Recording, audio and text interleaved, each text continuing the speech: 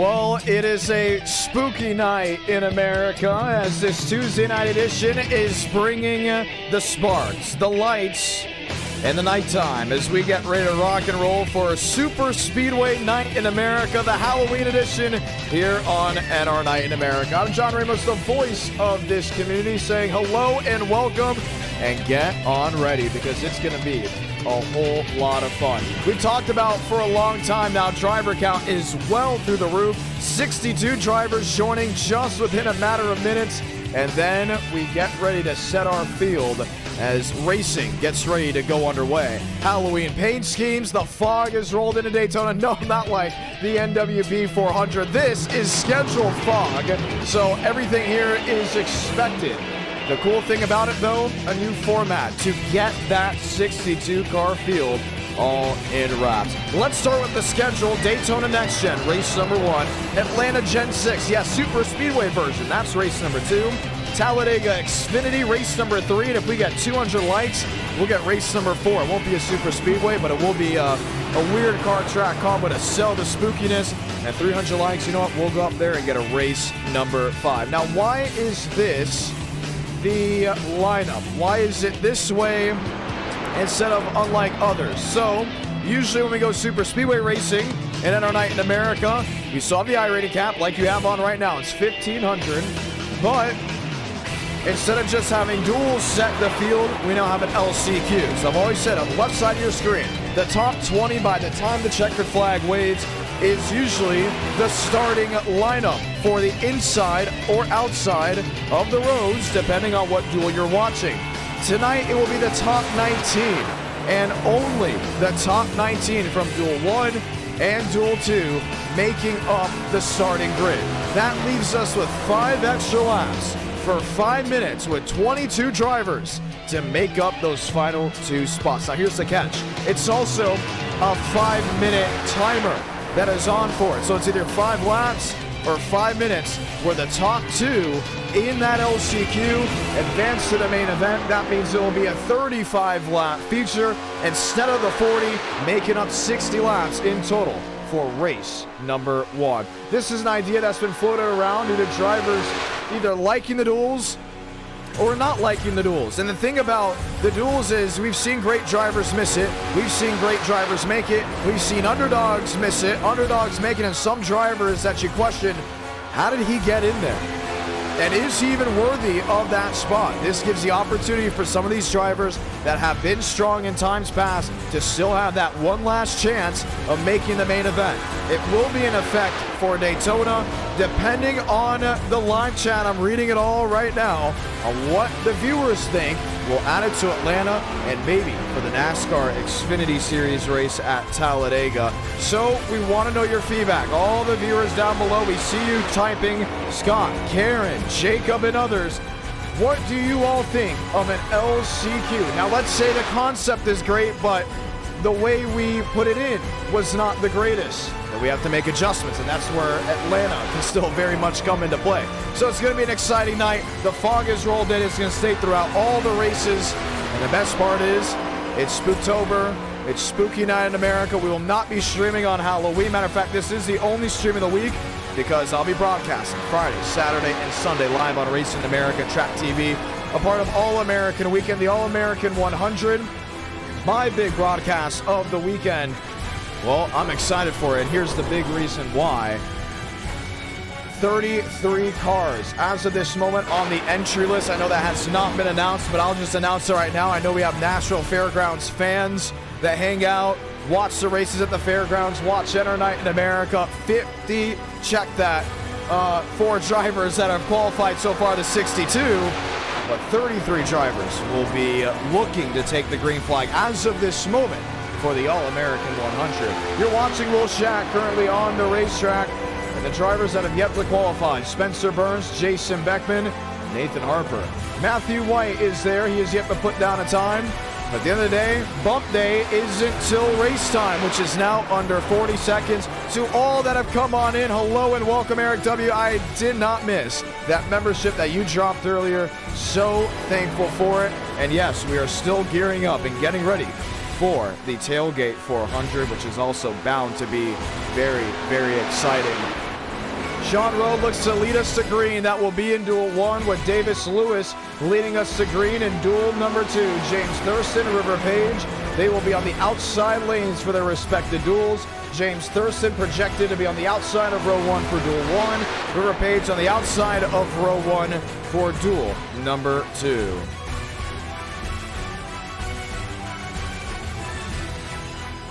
Let's get ready to go green.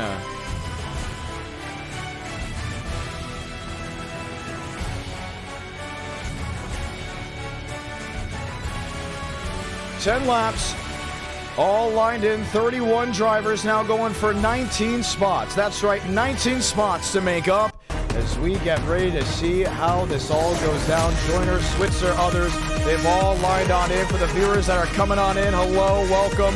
Filing in, beautiful light count already, well above the 40s and making its way into the 50s, maybe make it the 60s, excuse me, as so many want to see a race 3, and so many drivers are saying we need to make, race 4 about something exciting that we haven't done in a while. We all know how those mini stocks tore up Indianapolis. Maybe a mini stock race in Indianapolis. For the ones that don't know, Irwindale is having its final race ever in December. Do we do an Irwindale race by chance? All wondering as we get ready to lock and load. Toyota 4, that's the front row for duel number 1. Massinez and Kendall Carpenter, row number 2. Nathan Harper, Aiden Walker, row number 3. Barbagallo and the Mac is back in row number 4. Matt Lewis and Hunter Brinkmeyer make up row number 5, as Richard Cherry and Isaac Hart will make up row number 6. Beckman and Holder, row 7 with Cortinas and Shack back in row number 8. Juan Cobbs and Wyatt Gray make up row number 9, as Alexander Balderas and Yaroslav Donskoy line up row number 10. It's Rodriguez and Meadows in row number 11 with Davis and Lindsay in row number 12. And we'll continue to keep you updates as we continue to roll on through on what's tonight. We'll continue to interview drivers throughout, as well as Derek Shaver and Josh Kenyon make up the row number 13. Joyner, Switzer, row 14 with William Johnson, Sean Pena. Row 15, Spencer E. Burns running shotgun on the field. He has to get up to 19th or better to make the transfer into the main event. Everyone else that does not make it through duel 1 will automatically transfer to the LCQ. A lot of excitement boiling up on this beautiful Spooktober finale of 2024. Halloween night in America. The fog has rolled in, and the scariness is going to be high for a lot of these drivers as they get ready to rock and roll. So let's say those magical words. Godspeed, drivers. You are go for throttle off. Ticker enabled. Drivers ready to roll.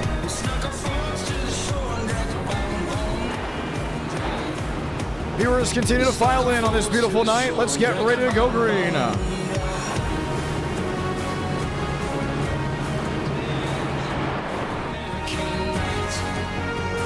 And the Chevrolets.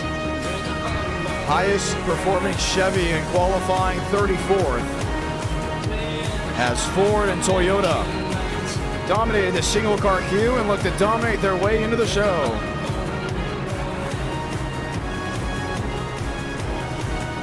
Daytona's exciting. It's had multiple e-ticket events. Matter of fact, that last stream, all we talked about was what the e-tickets were like this year. Excited for the next one and the one after that. 2 more e-tickets left to go in 2024.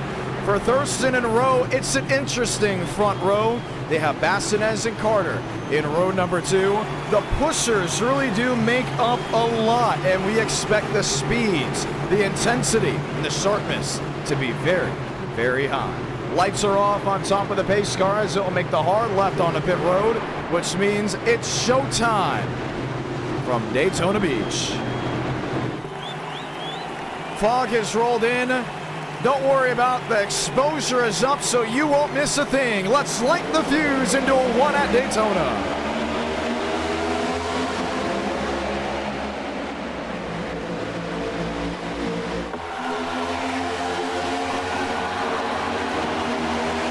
Thurston connects with Carpenter on the outside lane. He gets a heave into turn 1. The advantage will still sway the way of the 4. Off turn number 2, as Bessinez was quick to the rear end of the Toyota. Not going to work. James Thurston leads on the top side.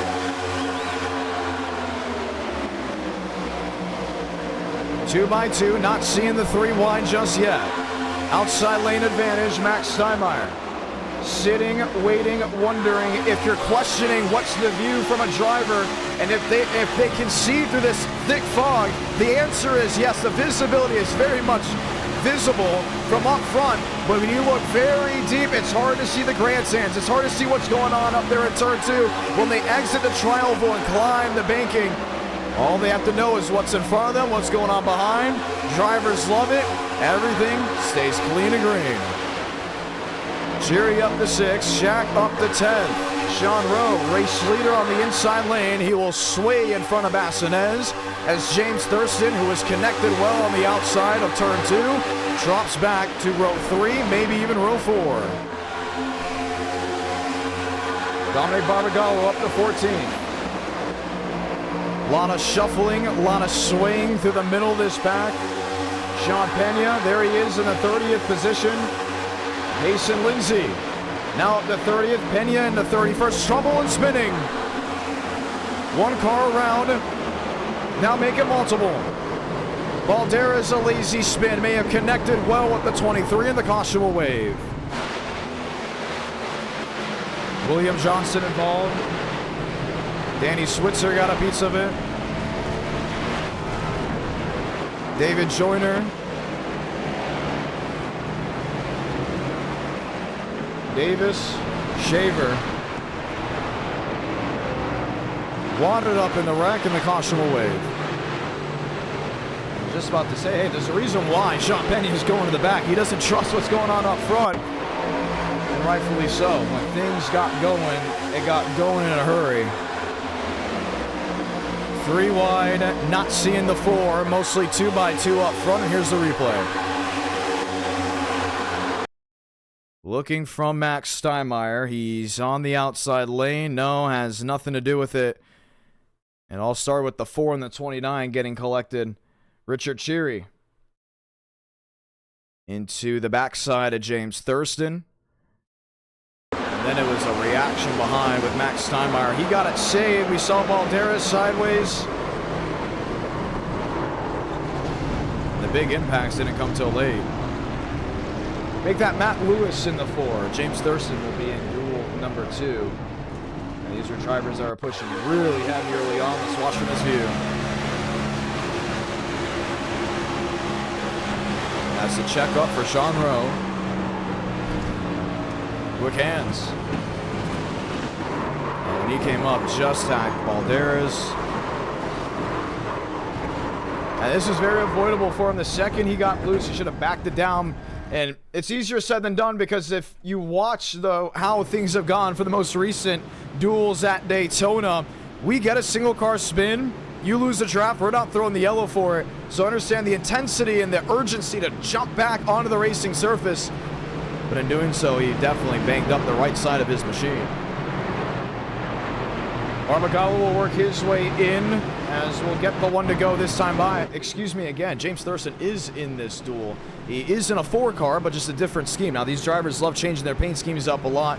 James Thurston in the PSISM Ford, the Power Smash Infinity Speed Motorsports Ford, with Matt Lewis in the Busch car. And there's Lewis currently 2 laps down. Wouldn't be surprised if he is forced to go to the LCQ. Alexander Balderas trying to bring it back around, and he's going to be met quickly with the leaders, which will then prompt him to possibly pull it behind the wall. Lights are out, 5 laps in. The books actually working this lap with 6 to go. Once again, for everyone filing on in, we say hello, we say welcome, and we hope you do enjoy this broadcast. Ford front row, Ford row number 2. And link to the Discord for the ones that are wondering, that is down in the live chat below, and is also down in the description. The description has been updated. The live chat will be getting multiple Discord links throughout the entirety of this night. Freddie Bassinez has never won a duel in NR Night in America. He is on the front row for the restart. Will get 5 laps remaining when he gets back to the line. Harper, Carpenter, Rowe, and Walker will be 5th and 6th, with Gray and Shack back 7th and 8th. Kenyon and Cortinez, they're in. Top 20 of the 31 drivers shown on the left side of your screen. The 19 that are there by the time the checkered flag waves will make it to the main event. Everyone 20th on back will drop to the LCQ, and whoever's 20th from Duel 1 and Duel 2 will be on the front row for the LCQ. 5 to go from Daytona.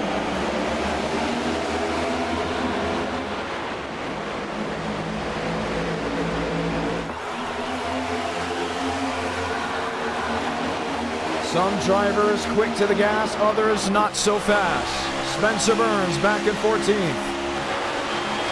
Backed up, knowing he has a cushion to the 19th place driver. Doesn't want to be right in the thick of it up front. Bassinez heave on the outside. That's by Nathan Harper.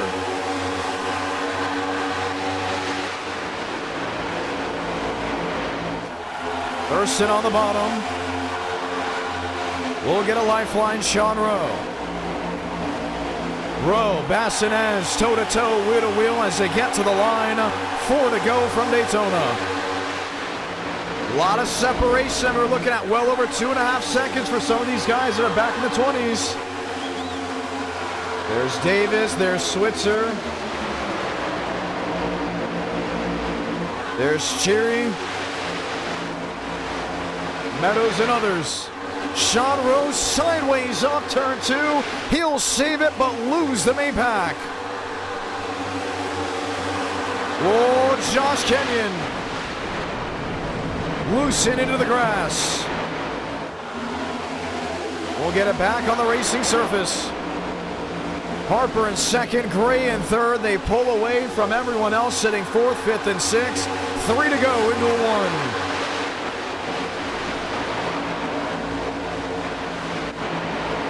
And there's Sean Rowe.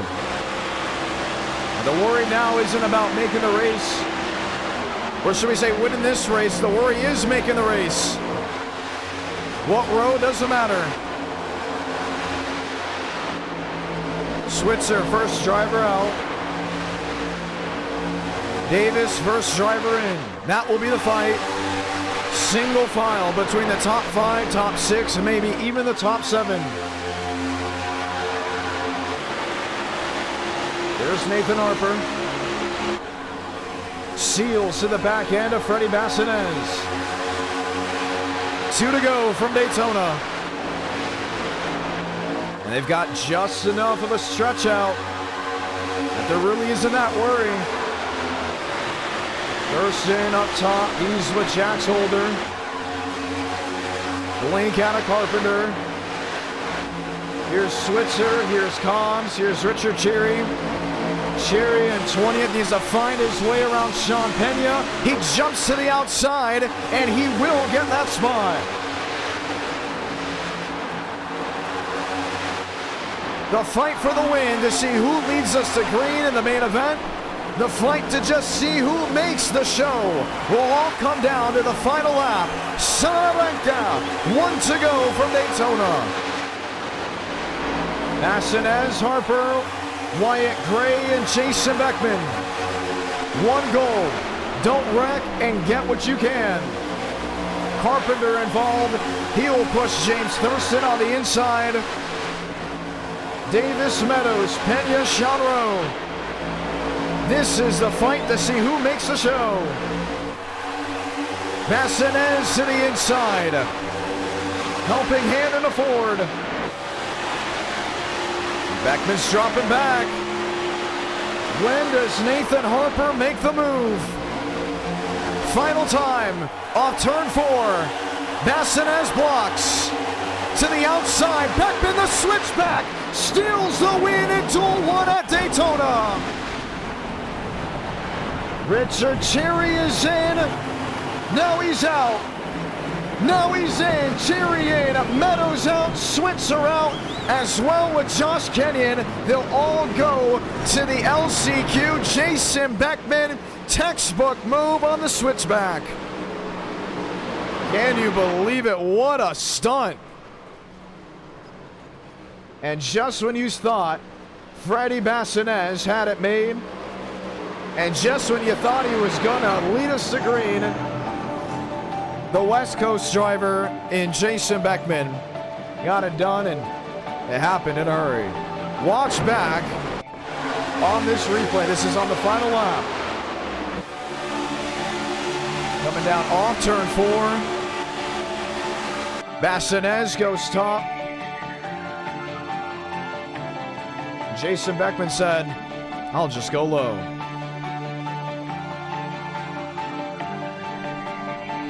What a move. What a way to get it done here at Daytona. Duel 2's ready to go. You can see the fog. It is completely taken over the racetrack. Overcasted, 75-degree track temperature, nearly 100% humidity, 99.75. And the temperature is 73 degrees. Let's get ready to roll.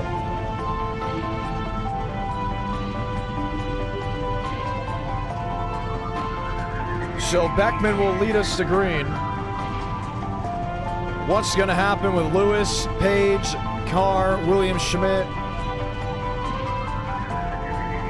Lyles, and others as they line on up to get ready for green? 31 drivers going for 19 spots. Then we have 5 minutes for 5 laps.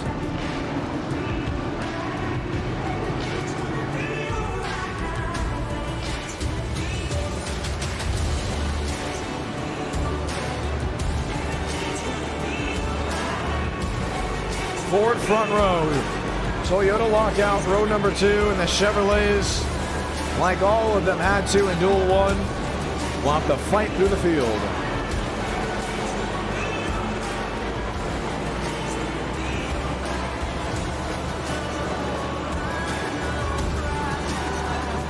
Braden Mavick lined up.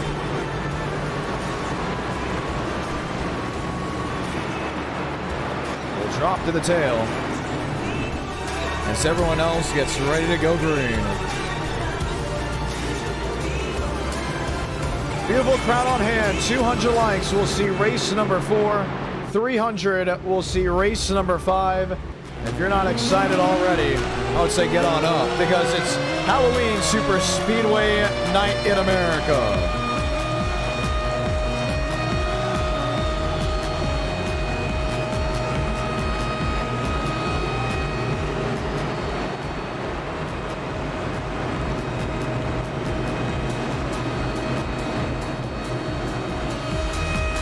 Ford on the inside, Ford on the outside, Toyota lockout, row number 2, Ford lockout, row number 3, and Ford lockout, row number 4.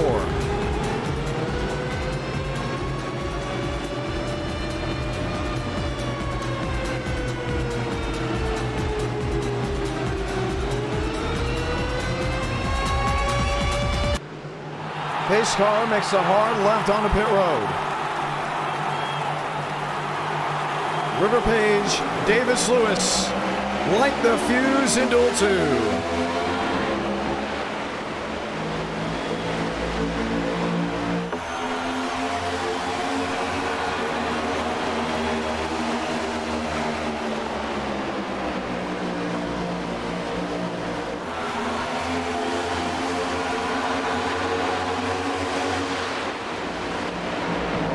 Page outside, helping hand from William Schmidt. Nobody jotting out of line just yet. Now they fan out way to the back. Nicholas Hook below the yellow line. Tries making up a spot, won't work. Eckert up the 5th. Jackson Carr back to 6 as they thunder their way off turn number 4. River Page leads lap 1. With a commanding way. William Schmidt, P2. Gavin Austin, the Wendy's Halloween scheme on the outside. And if you don't think sponsorships work, the only reason I tried the Wendy's Krabby Patty was because Gavin Austin went out of his way and had a scheme made for him. And I said, you know what? That's bringing a lot of nostalgia back. Let me go try it. I'm not going to lie, it was pretty good. Schmidt to the outside. Now go toe-to-toe, wheel-to-wheel. That's for position after pushing River Page. Gavin Austin will be to his outside, make that just behind him. With Ethan Eckert and others, 3 wide, Chase Schaefer in the middle. A lot of slipping, a lot of sliding with all that moisture stuck up in the air. You can tell these cars are a little bit more off-center. They're not sticking to the ground like they would if it's 75 degrees and sunny outside. Temperatures, they're not very hot. The moisture, it's definitely seeping into the racetrack. You're starting to see Max Swearinger as well. Switch around, top side, inside, seeing what can work. Duel 1 did not go green all the way through. It could change for duel number 2. River Page leading the inside lane. William Schmidt leading the outside. Toyota versus Ford, and Schmidt will lead that lap with 7 laps to go.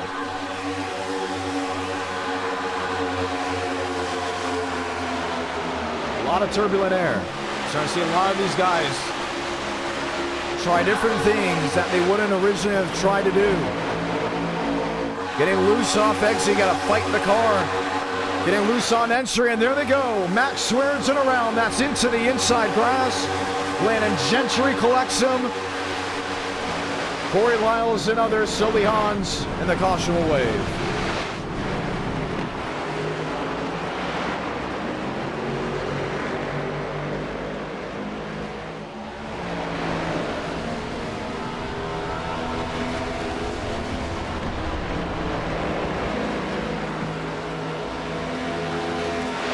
Three-car pileup, nearly into a 4. And we'll be ready to stack them up again. What happened? How did it happen? The big question will now be, was it avoidable? Braden Mubbick, right behind this group. Swaggy puts it 3 wide. Starts bouncing around, gets into Sully Hans. Corey Lyles was already to the inside. And took them all for a whirl.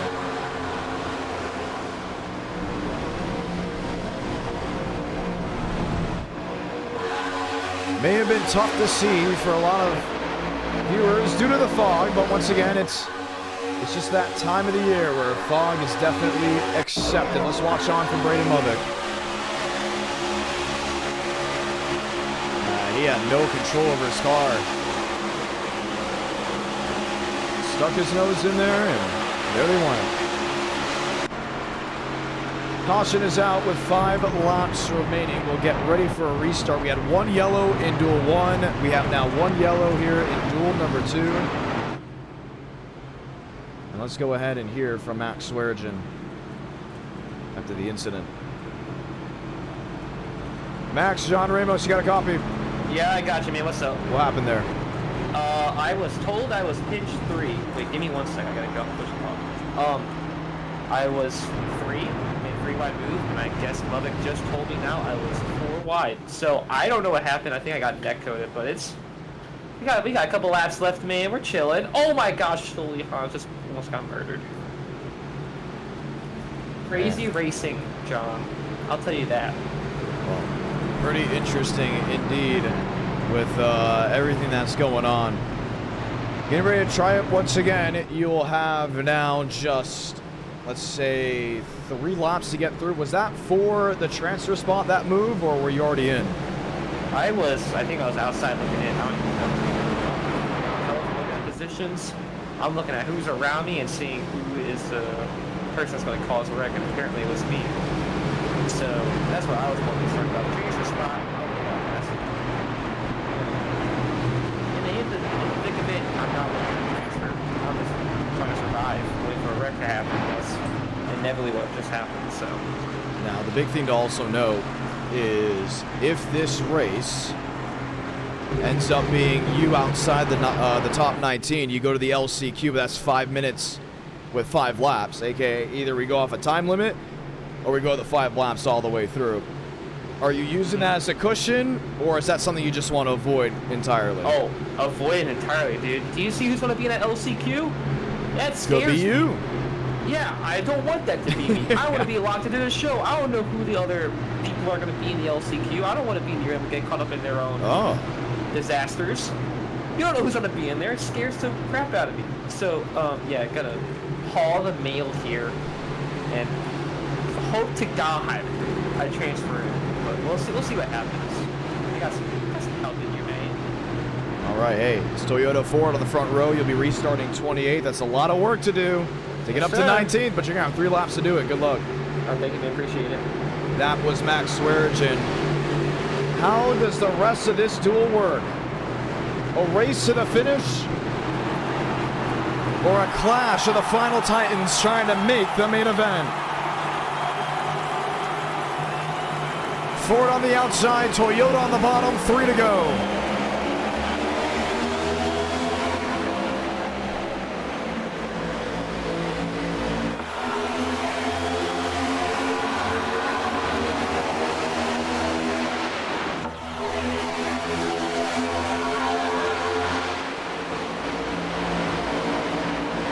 Schmidt shoved by the 22 of Gavin Austin. Page on the outside, still the helping hand. That's Davis Lewis. Ethan Eckert staying safe on the bottom. Chase Schaefer is tucking in line on the outside. There's the 3-wide move. Cooper Phillips, Lane Graves.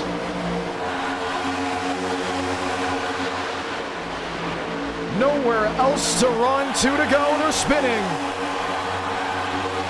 Mance goes around. Graves goes around. They keep it straight but lose the draft.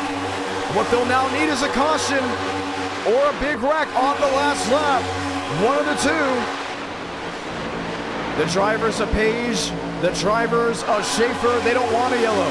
They want this race to go green the rest of the way.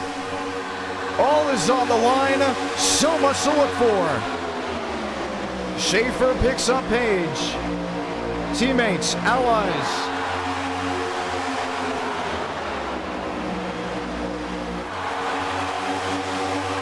Two by two, outside lane on the dominant force. That's just by numbers. The top 19 will transfer. Salamanca, 1 to go from Daytona. Davis Lewis gets a shot in the back. That's by Jackson Carr. Mulvick back to 12th. Galloway moving up as well. As of this moment, Hook is in, Phillips is out, Benson and Tinsley are in, but a lot can change in the final corners. Carr to the back end of Lewis, one spinning in the grass.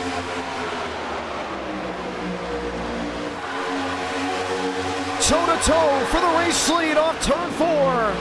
Davis Lewis, Jackson Carr. Jackson buys to the outside, steals the victory on Daytona. One in the catch fence, just past the finish.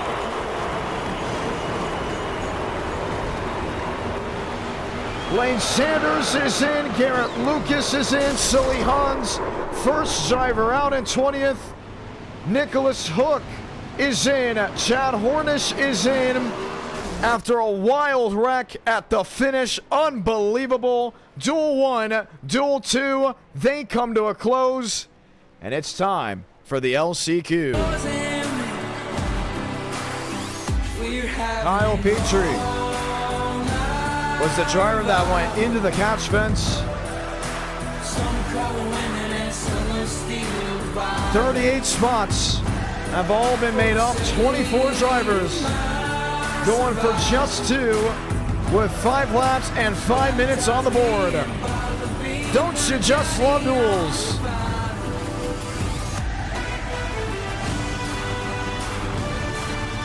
That's a great question here by the Ked JC.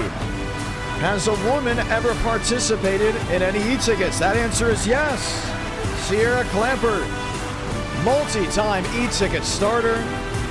Don't be surprised if she takes the green for the Tailgate 400. Time to roll for the LCQ. And remember, there is a time limit.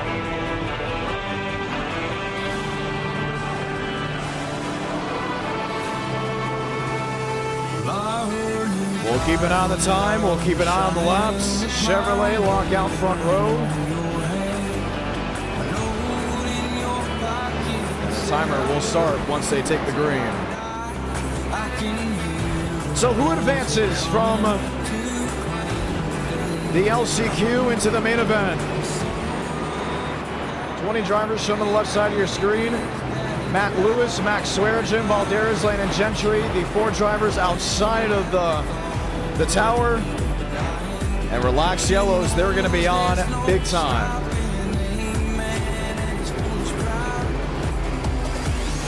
Let's get ready to go green. 2 advance, everyone else goes home. The last chance race. Where he came from.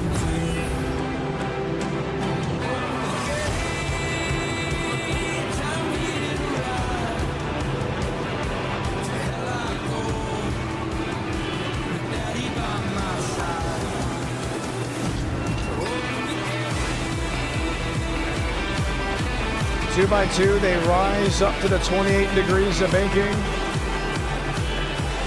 And we all know someone's going to win. Someone's going to finish second in advance, while third on back. You'll get ready for Atlanta.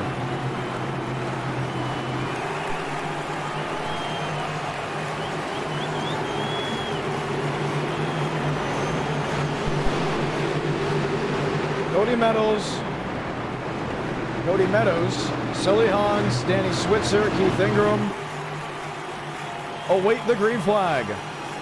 Pace car, the hard left onto pit road. Does it go by time or does it go by laps? Light the fuse in the LCQ.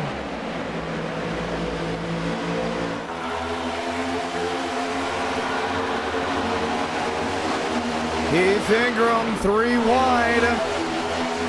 Varez way to the outside, nobody helping him. He should have just tucked in line if he was staying, it all worked out.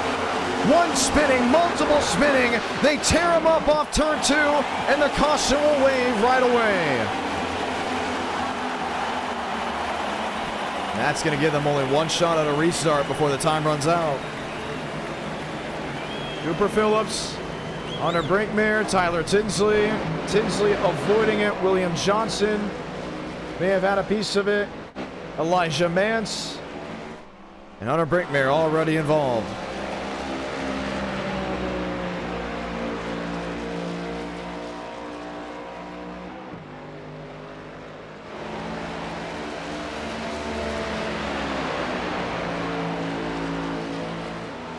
It will be a quickie caution. By the time we get back around, they may only have 2 laps to work with, as the LCQ is going off of time, with it just being a 5-minute interval. And the reason why is because of things like that. It was very much expected. As we know, with only 2 spots up for grabs, someone is willing to do something bold that could result in an issue. Eric Shaver, he's on the inside, got jammed up by Rowe. Nowhere to go with Josh Kenyon. You saw Corey Lyles as well getting a piece of it. Max Swearengin right through the grass to avoid. And when they hooked up, they hooked out. They'll get the 1 to go this time by, as time has frozen for the caution. Whoa, whoa, whoa. This is going to be interesting. We still have 4 laps to go. They're giving us a time freeze because of it. 1 to green this time. Hans, Meadows, Ingram, Switzer. And now they unfreeze it, so it's going to be 2.5 minutes. They'll get back around with maybe a minute remaining.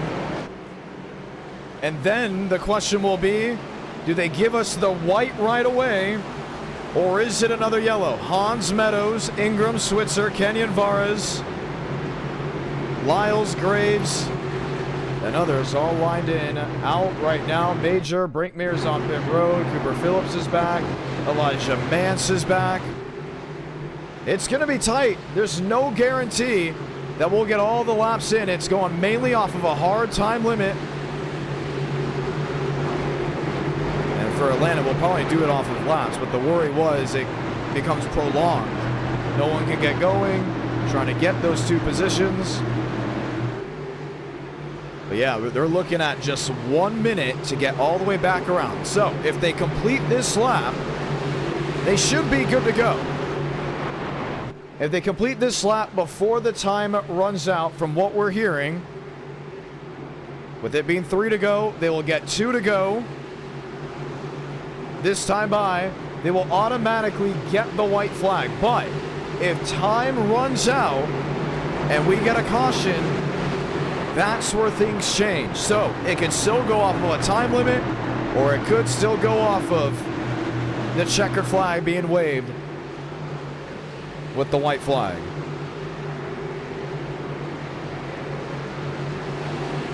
Bathurst 100, that's a bucket list item. Pace car will make the hard left once again.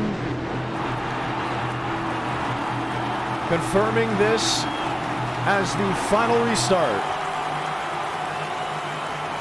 2 to go when they get to the line. White flag waving. Next time by. Let's see how this rolls. Let's see who advances.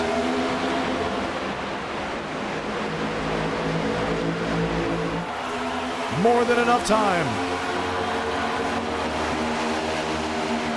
Ingram outside, did not elect to sit with Hans.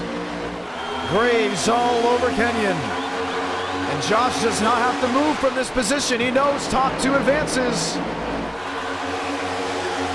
Outside roll, inside now. The move of Hans. Check that, they're giving it the white as they wreck their way into turn 3. Kenyon leaves with Graves. Rowe there in 3rd. Lyles there in 4th. Graves to the outside. Kenyon on the bottom. Josh Kenyon will not win the LCQ. It's Lane Graves that gets it. Corey Lyles, Sean Rowe, Tyler Tinsley, and Max Swearengin make up the top 6. And then the controversy sets in. It went to white when it was 2 to go. Was there enough time? There was more than enough time from what we had going for us. But at the end of the day, if the caution would have came out for the wreck, the race undoubtedly still would have been official. Graves, Kenyon, that's who we have projected as of in. Lyles, Rowe, and others, they say goodnight as we get ready to go racing here at Daytona. 35 laps on the board. Jason Beckman and others lined in. Josh Kenyon, the final driver to make it in. He lost the LCQ, but does make it into the show. Lane Sanders, Richard Cheery, Dominic Barbagallo, and others all lined in. And here we are. Let's go talk to the driver that just barely made it on in. Josh Kenyon, John Ramos, you have a copy. Sir, what's up, John? A lot of changing variables throughout that entire race. We saw at one point you thought that it was just winning you're in.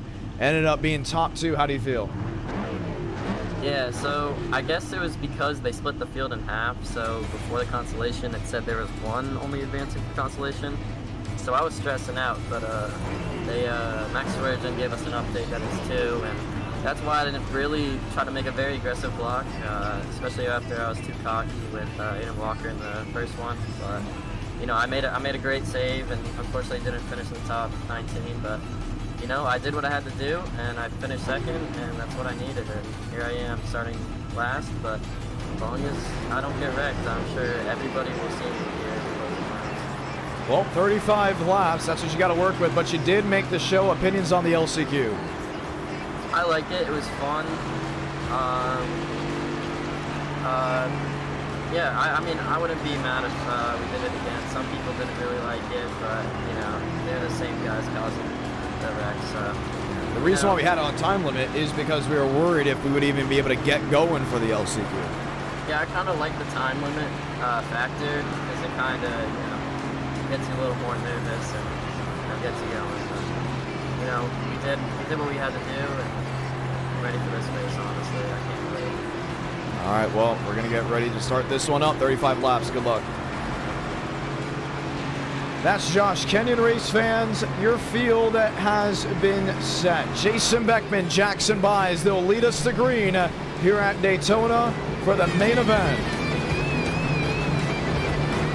Chevrolet pretty slow out of the gun. Kyle Petrie, the driver that hit the catch fence, the highest starting Chevrolet. And that will be in the 8th position. This is the race everybody wants to win. The question is, who's going to get it? Beckman versus Buys, Bassinez versus Carr, Harper versus Lewis, and Hart versus Petrie. Pace car hard left on the pit road. 35 laps for the feature event at Foggy Daytona. You've waited this long. Let's light the fuse from the world's center of racing.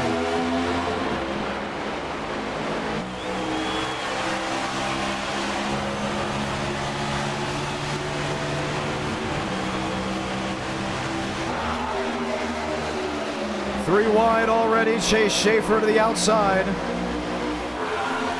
He's got River Page. He's got no one from behind. 2 to tango. Maybe a third. A blink out of the 2 machine. Beckman, the dominant force on the inside. That's what Bassinez. Jackson Buys. He's on the outside. That's what Jackson Carr.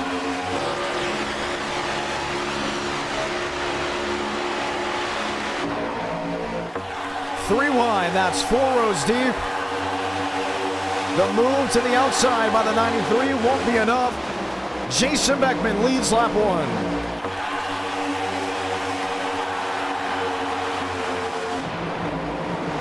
One spinning down onto the apron. Another scattering. Josh Kenyon involved. Ethan Eckert. Caution waves right away. They actually all got it back going, so there was a good chance that the caution probably didn't have to come out, making this a quick yellow. But you see James Thurston, a lot of right front damage, as he looks to be the root of it.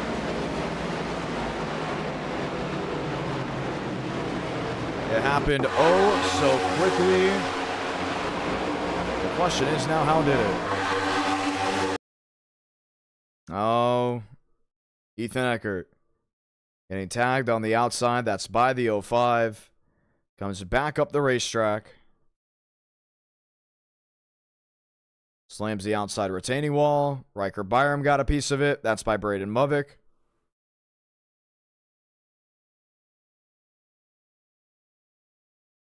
And we will see a restart. That was Blake Galloway on the outside lane that started it all. Gavin Austin. The VIP pass says, go on my view. That was nuts for my view. We'll have to check that out in just a moment, but let's go ahead and see what's going on with Blake Galloway.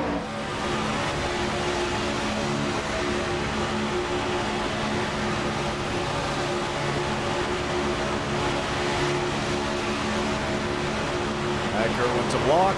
Galloway was there. There they weren't. View from Austin.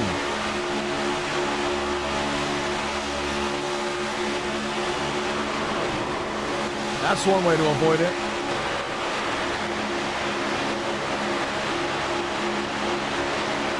So the caution is out for the first time in the main event. Pit road, it's wide open. And we'll get ready to line them all back down and get them ready for those services. Before we get ready to go back green, Matthew C. White, it will be given an L1 penalty for blinking. If they don't get it fixed in time, it will be an L5 penalty. Some drivers staying out. Jason Beckman a part of it. Matthew C. White. And others coming in. And we'll get ready to hear from some drivers. So a very select few staying out. That's for track position. Others already in. Let's go ahead and hear from others as we get ready to try it once more. Now looking up and down, not sure exactly who is where. Matter of fact, let's chat here with Jason Beckman. Beckman, you got the win in Duel 1. You got it in style with a photo finish. You're currently up front here in the main event. What have you been able to learn, and what is the car dealing with all this moisture in the air? You know, honestly, my strategy here is turn off my brain, hit gas, go fast. Occasionally, you know, flick that steering wheel towards the left whenever I see one of them turns, and pray that I'm faster than all the other cars here. So far, you know, that's been able to get the job done here, and I just got to keep that up for another 30 laps. Turn off your brain. Why is that? Because frankly, in these NASCAR America SuperSpeedway races, if you try to use your brain, it ends up backfiring. If you try to like slow down for a wreck, someone ends up arc breaking your butt cheeks. And you know, the best way to do it is to just not think about it. All right. Well, got a lot of racing left to go. Do you think this is going to spread out 2 by 2, or do you think there's going to be a lot of cautions? Yeah, I think with the way everyone's racing right now, it's going to be an aggression fest here. There's going to be definitely some free wide up here, you know, some moves that I, you know, wouldn't exactly smile upon, and I know for a fact there's going to be a whole lot of wrecks. All right, well, we'll get 30 laps to go in this race.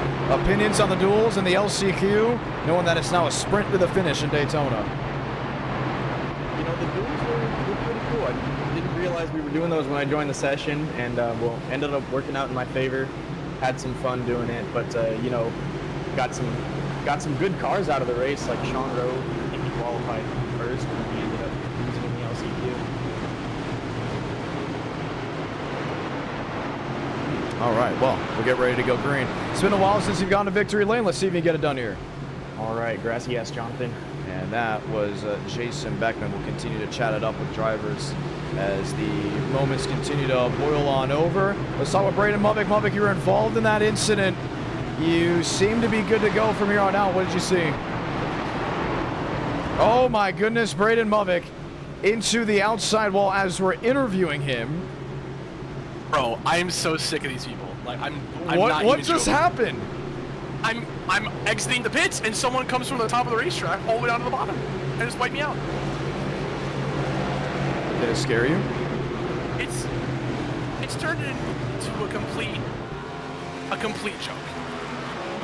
We're gonna go see what exactly happened. Pull out to throw the worst blocks ever, proceed never to learn, and wreck the entire field on that one. And now that shit. Oh my goodness. And that will be by the 31 machine. And the race is over. And that was Will Shack that came down the track. Great. So Braden Mubbock not exactly pleased with what just happened there. We'll get ready for a restart. But Will Shack may be seeing the L5 penalty. Lights off on top of the pace car. And we'll get ready to try it again.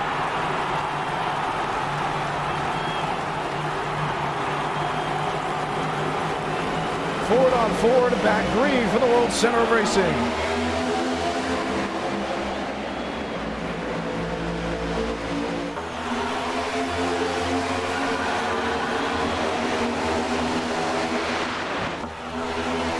Harper topside with buys. 34 in line, that's with Jackson Carr. Inside, Jason Beckman. Beckman needing a heave from the 19, not able to get it there. What a shot, and how dominant that outside lane has just been able to be throughout the entirety of this race. Chase Schaefer to the inside, that's the River Page.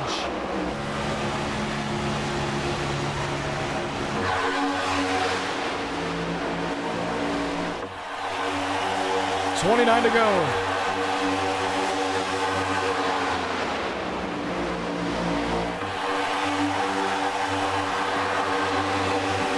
Page out of the throttle after heaving Schaefer into 1 and 2. Nathan Harper on the outside. That's with Jackson Buys. Buys now peeking to the inside. Elects not to go with it. He stays in tow with the Cowboys Ford.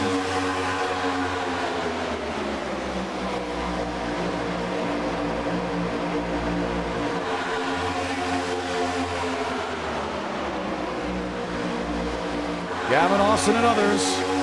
2x2, 3 wide. You see it through the middle of the pack. Harper on the outside with Buys. Schaefer on the inside with Page.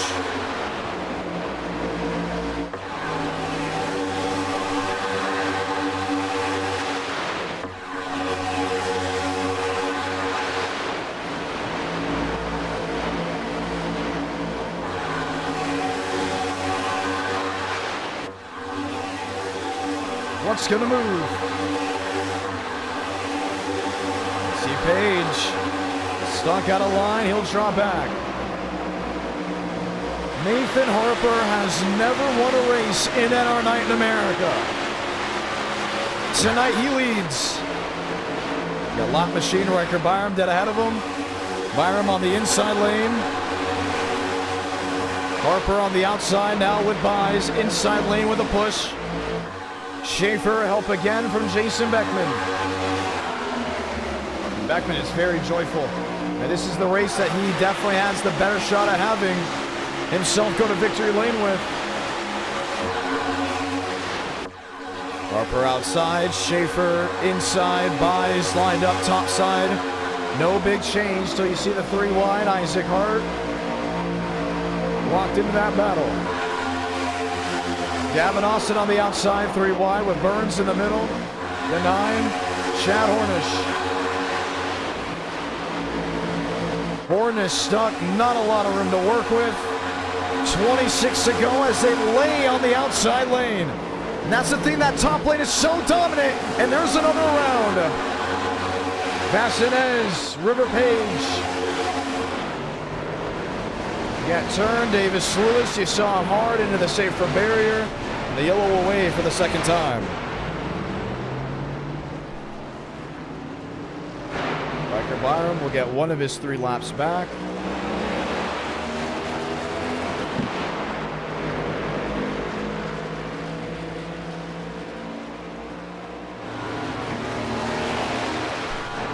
And we'll check out a replay.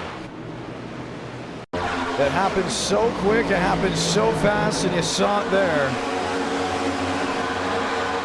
65 went right up the track.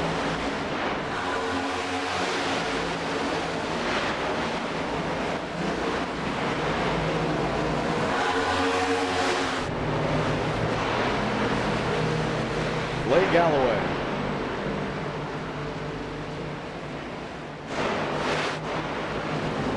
Watch again.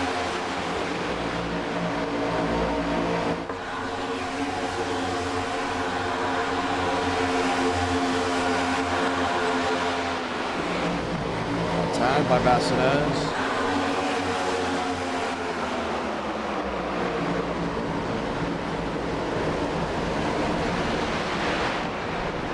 Almost it. Watch again. And so he jumps up the track, gets into the wall, and then Vassinez gets into him. And then collects the 17.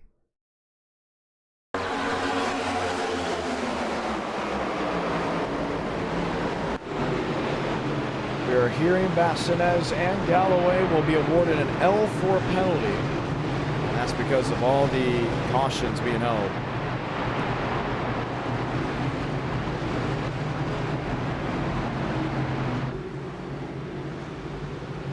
"25 laps to go here at Daytona. We'll come down to 24. A lot of incidents so far tonight, and we still have Atlanta. That's race number 2 with race number 3 coming from Talladega. Still no guarantee on how those will work on qualifying side, but we'll continue to give updates throughout the night. Ford Toyota, row number 1, they'll get ready to size them up again. Spencer Burns has worked his way up to 7th. Yahir Rodriguez up to 8th. As all eyes continue to look forward on what's next. You know, we haven't talked to Spencer Burns in quite some time. Always great to hear what Spencer has to say. Burnsy, it's been a while since you've gone to victory lane. Are you feeling it in the fog here at Daytona? I think so. So far, John. I mean, even though it's foggy, I've got vision. I'm making my way through the field. You know what I'm saying? Oh, you got the tunnel vision. You got eyes on victory lane. Yeah, I'm working the draft like Dale right now. I feel like I'm the Pied Piper. I was just in like 30th, like 4 laps ago. So happy to be in the top 10. You'll see me take the lead here soon. Yeah, happy with the race so far. Happy with you so far. Great stream, as always. Heck yeah, thank you. Welcome. Welcome indeed. All right, you got some cars to pass. Cautions have been coming out. It's going to be a sprint to the finish. How do you get up there? I'm going to be pushing a bunch of people. I got Benjamin Walker. I'm going to be working with him. Who else we got up here? William Schmidt. That's my boy. I'm going to use those two a lot and probably be in second on the white and maybe make a move. All right, going to be really fun to see. They'll line up 2 by 2. Good luck. Thank you. That's Spencer Burns, ladies and gentlemen.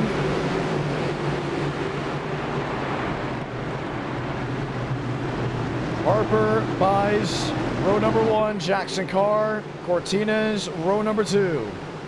Pace car, hard left on the pit road once more. Matt Green from Daytona.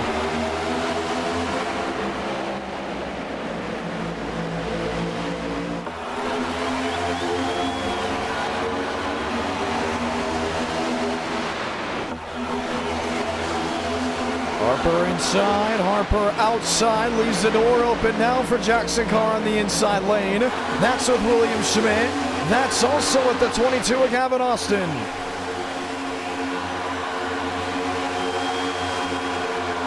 Mavic back into the pack. What a race he has had, and it hasn't been a good one.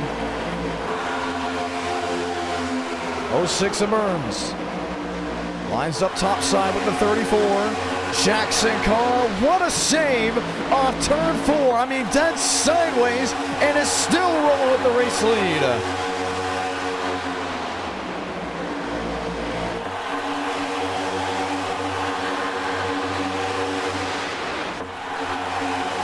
Harper a shove, that's bye-byes. Austin on the bottom with William Schmidt. A lot of swaying way deep in the field.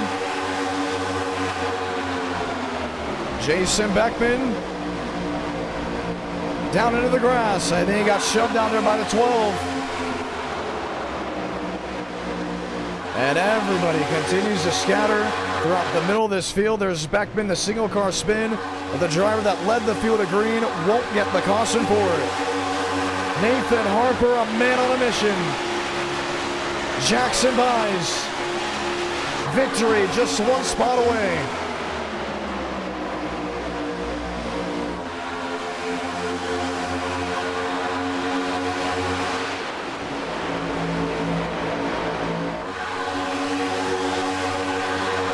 Austin looking to the outside, didn't get it there. Cherry and others riding the pine to the outside lane. Jackson Buys is doing a great job just sticking with Harper. He hasn't been able to move around much. Aiden Walker in the 93. That red, black, and gray scheme. Very odd looking scheme indeed. I think that's actually the scheme they made with ChatGPT. Can the AI scheme go toe-to-toe for the 3rd position? It very much can, but can it lead with the closing laps?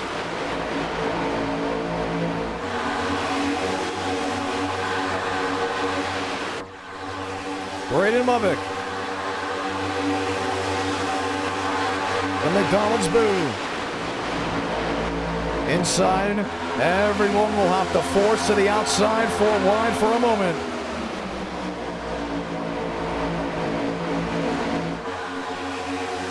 Nathan Harper with Jackson Buys as the top 2, 19 to go.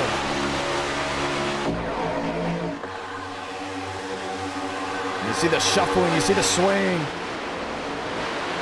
Drivers trying to make something work. And there's not a lot of room to roll with when you're here at Daytona when they get stuck 3 by 3. you're kind of just stuck in that logjam.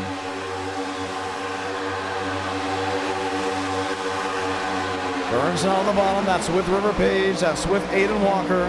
Harper on the outside with Jackson Bynes, Cortinez, and now Rodriguez on the scene. That makes up the Elite 8. Petrie, Gray, top 10. Sanders, Schaefer, top 12. Josh Kenyon with Graves. Carr with Schmidt. That's the Sweet 16 with 18 laps to go.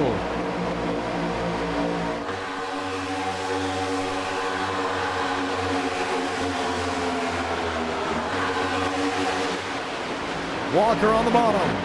Now a shove by Spencer Burns. And you may be wondering, how does ChatGPT make a paint scheme? So what they did was they asked ChatGPT to help them make their iRacing paint scheme, and they used certain colors, fonts, styles, and basically got a how-to-do on to make a good-looking paint scheme. Now, do you think the scheme looks good? That's really up to yourself. But at the end of the day, it's up front, it's racing, and it could be the first AI-generated paint scheme to go to victory lane in NR night. Page on the outside, help from Harper. Now he leads at Daytona. Another Ford trying to get it done. Speeds. They have been quick. You've seen 45s. But how quick here with these next gens? Moisture in the air. 195, 197. That's with Gavin Austin sitting in the 4th position. They can't get up to 204, 205. We've definitely seen that. May have just saw it there out of Spencer Burns. Outside lane domination. It's usually what happens when moisture fills the air and things start to change quickly. The higher you are on the racetrack, the bigger launch you'll get off exit, and if everyone is tucked in single file, that airflow will go right over the top and not hitting anyone on the nose. The turbulent air factor comes from the bottom. And well, if you're a driver, you get 4 or 5 guys in line and you can break through that hole. Once it pops, you're moving forward.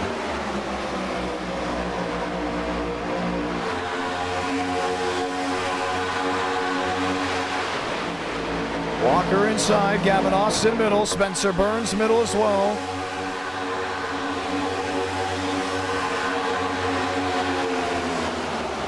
Tucked in, trying to make something work. 15 laps remaining here at Daytona. What's the stats been like? There's River Page, as low as 30 seconds, started 14th. He now leads for the 21 laps, but Nathan Harper's been a man on a move. The driver out of Carolina has not been outside the top 5 all race. Jackson Bynes hasn't been outside the top 6. The real question is, what's next to come? Because they're just laying on each other, 2 by 2, make it 3 wide, 4 rows deep. Now 4 wide for a moment. That's with Jason Beckman. Oh, there goes Jackson Carr, and Burns is head on into the outside wall. They scatter everywhere. Rodriguez is in it. Thurston is in it. Aiden Walker got a piece of it. Dominic Barbagallo. Sean Pena may have had a scratch on the right side. Heavy damage. That's for Jax Older. And we'll have a restart with less than 14 to go.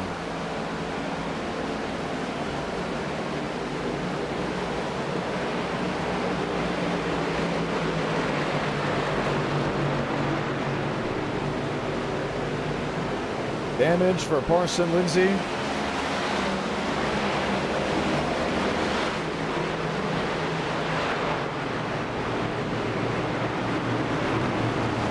A lot of damage on the nose for him.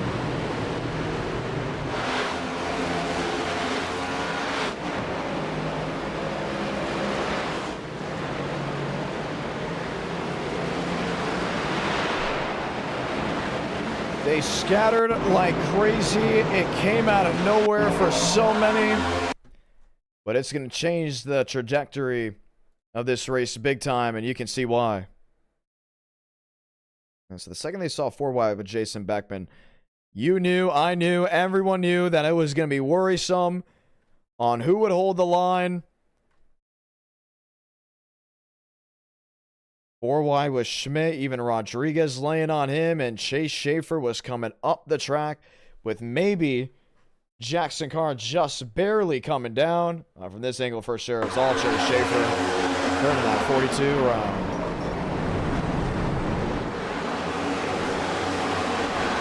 And he will collect multiple drivers behind him.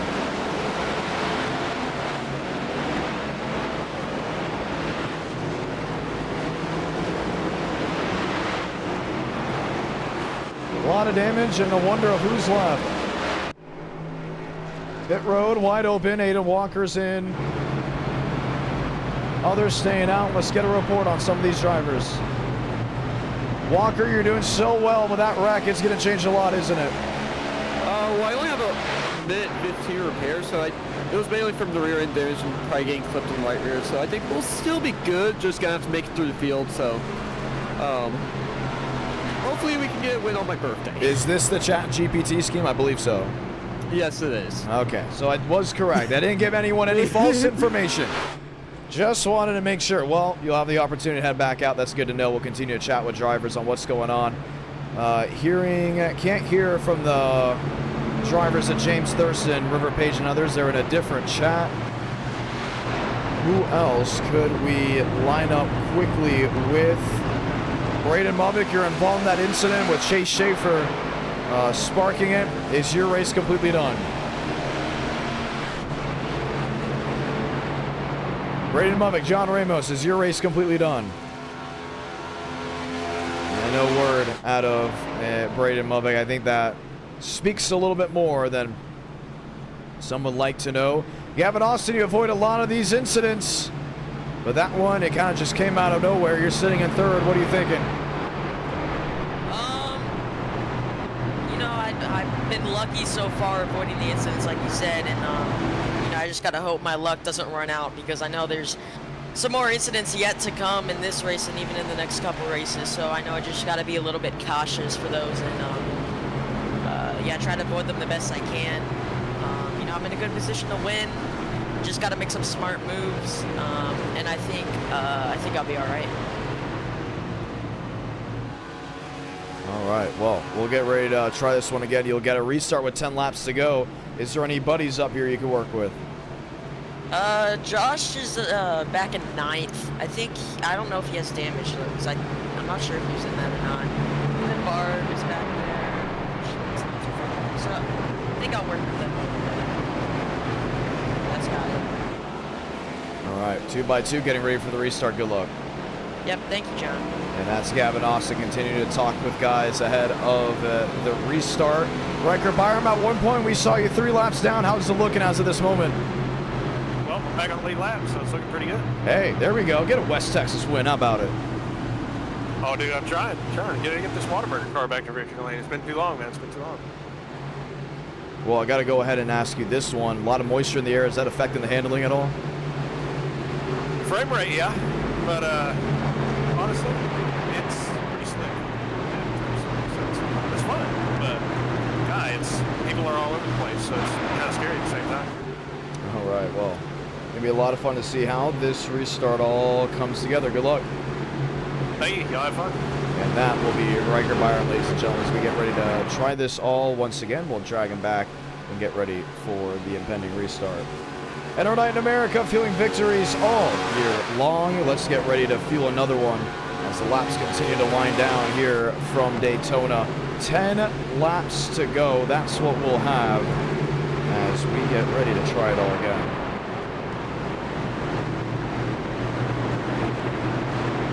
Foggy Daytona always puts on a show. And now a 10 to go is going to really ramp things up.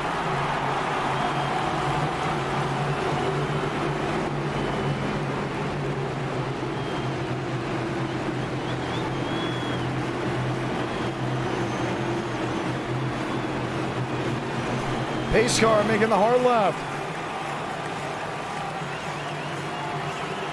Ford Toyota will lead us back to green. Harper and Buys, Gray and Austin.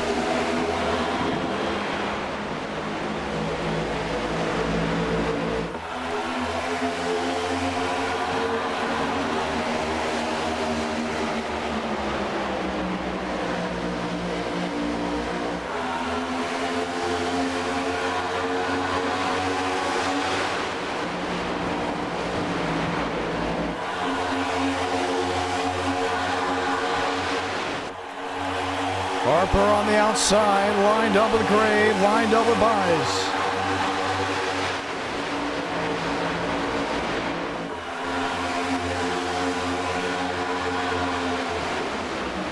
Looking for a move, if any. They got to get it here to Wyatt Gray. He's been very calm the entire race, and he's right where he wants to be in the closing laps. Dominic Barbagallo, Josh Kenyon. There's Chad Hornish on the outside, got checked up. Harper, Petrie, Gray. Now Josh Kenyon up to the 4th position. Finally a Chevrolet moving on the bottom.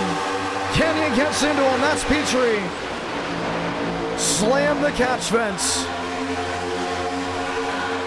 At the end of duel number 1. Here he is, toe-to-toe, that's for 3rd with 8 laps remaining.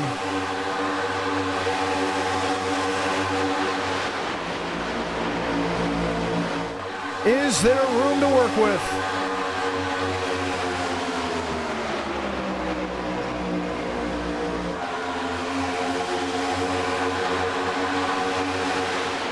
Petrie on the bottom. Has never won a race in our night in America. Has help from Josh Kenyon. And the Ford on the inside is getting a heave. That's from Wyatt Gray. Harper, top of the racetrack. Jackson Buys gets into the fellow Chevrolet in front. Kyle Petrie. Is it trick or treat for the entire pack? 7 to go.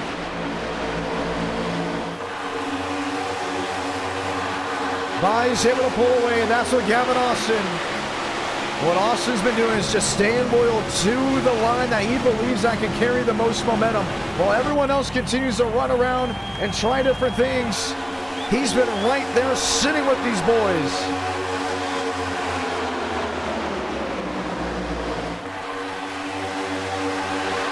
Will be 6 laps to go when they come around this time by. Nathan Harper has led the most laps in this race. But can he lead the last one? You saw the hit. Petrie back up the racetrack, won't lose the trap, but all the track position that was gained goes to dust. It's by the 0-0 in the middle. Lane Sanders slammed right into him.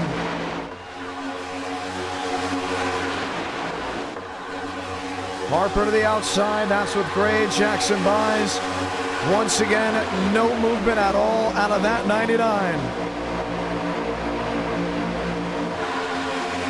Kenyon on the bottom, Barbagallo on the bottom. Isaac Hart, Lane Graves. Remember, Graves had made it through the LCQ just to get to this moment.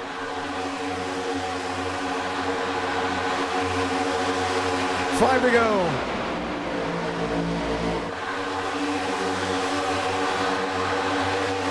Three wide, Barbagallo on the inside. Now 3 wide, stuck there with Josh Kenyon. Jason Beckman had the door slammed on him. Kenyon gets on the pine. And Harper's rolling really well. There with Wyatt Gray, the real worry is when does Gray make the move? You know it's going to happen. Barbagallo a shove. That's by Graves downstairs.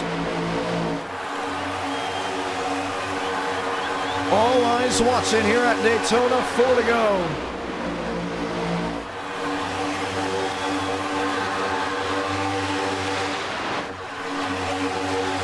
A lot of separation, a lot of air to work with.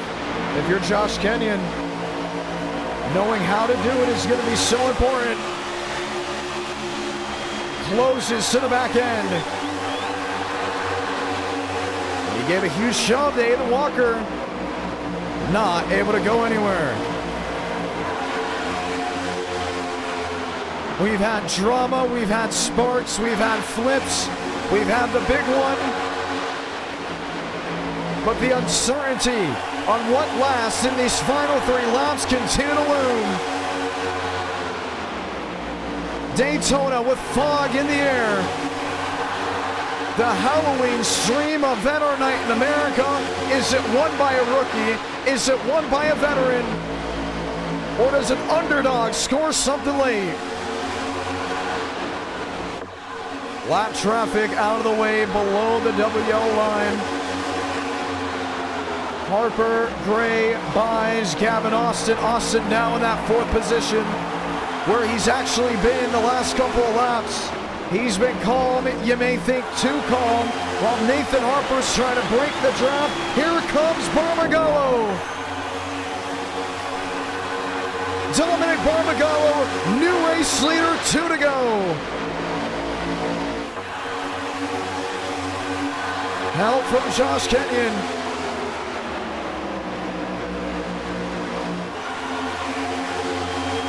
Harper outside, Wyatt Gray. Looked one way, looked the other. Can't find a way through. Kenyon leaves Barbagallo in the middle.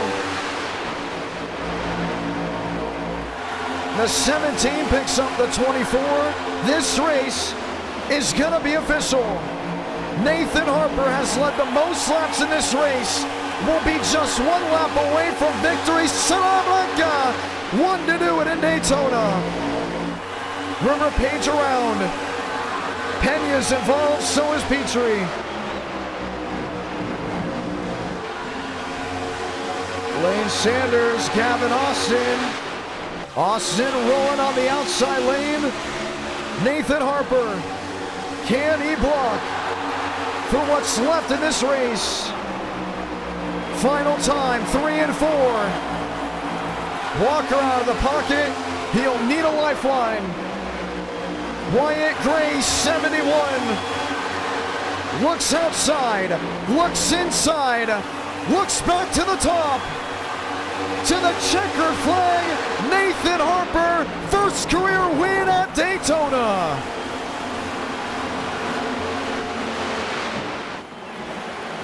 Jackson by 2nd, Wyatt Gray 3rd, Gavin Austin finishes 4th.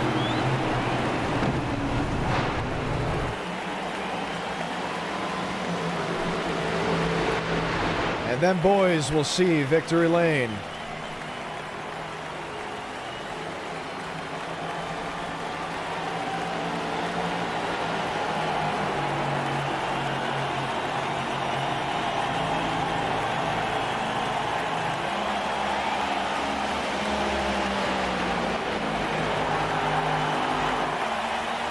Don't you just love sim racing?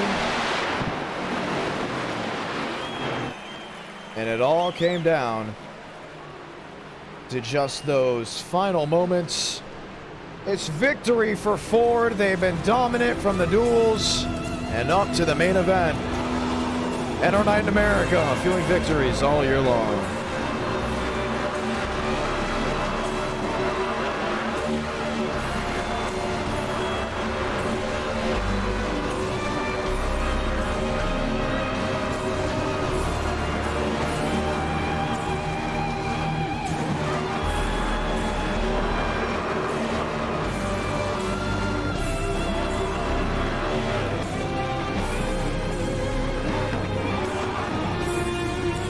The boys in blue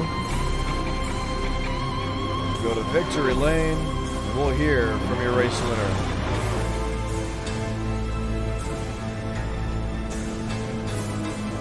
It happened oh so quick, all out of a sudden, and a new winner in NR Night in America.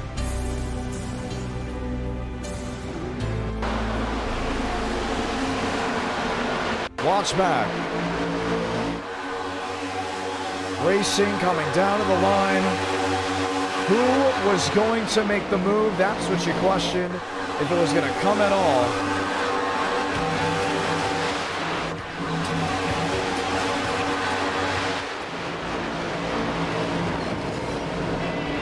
No matter the most, there's a team on the line, and that's what got him to victory lane.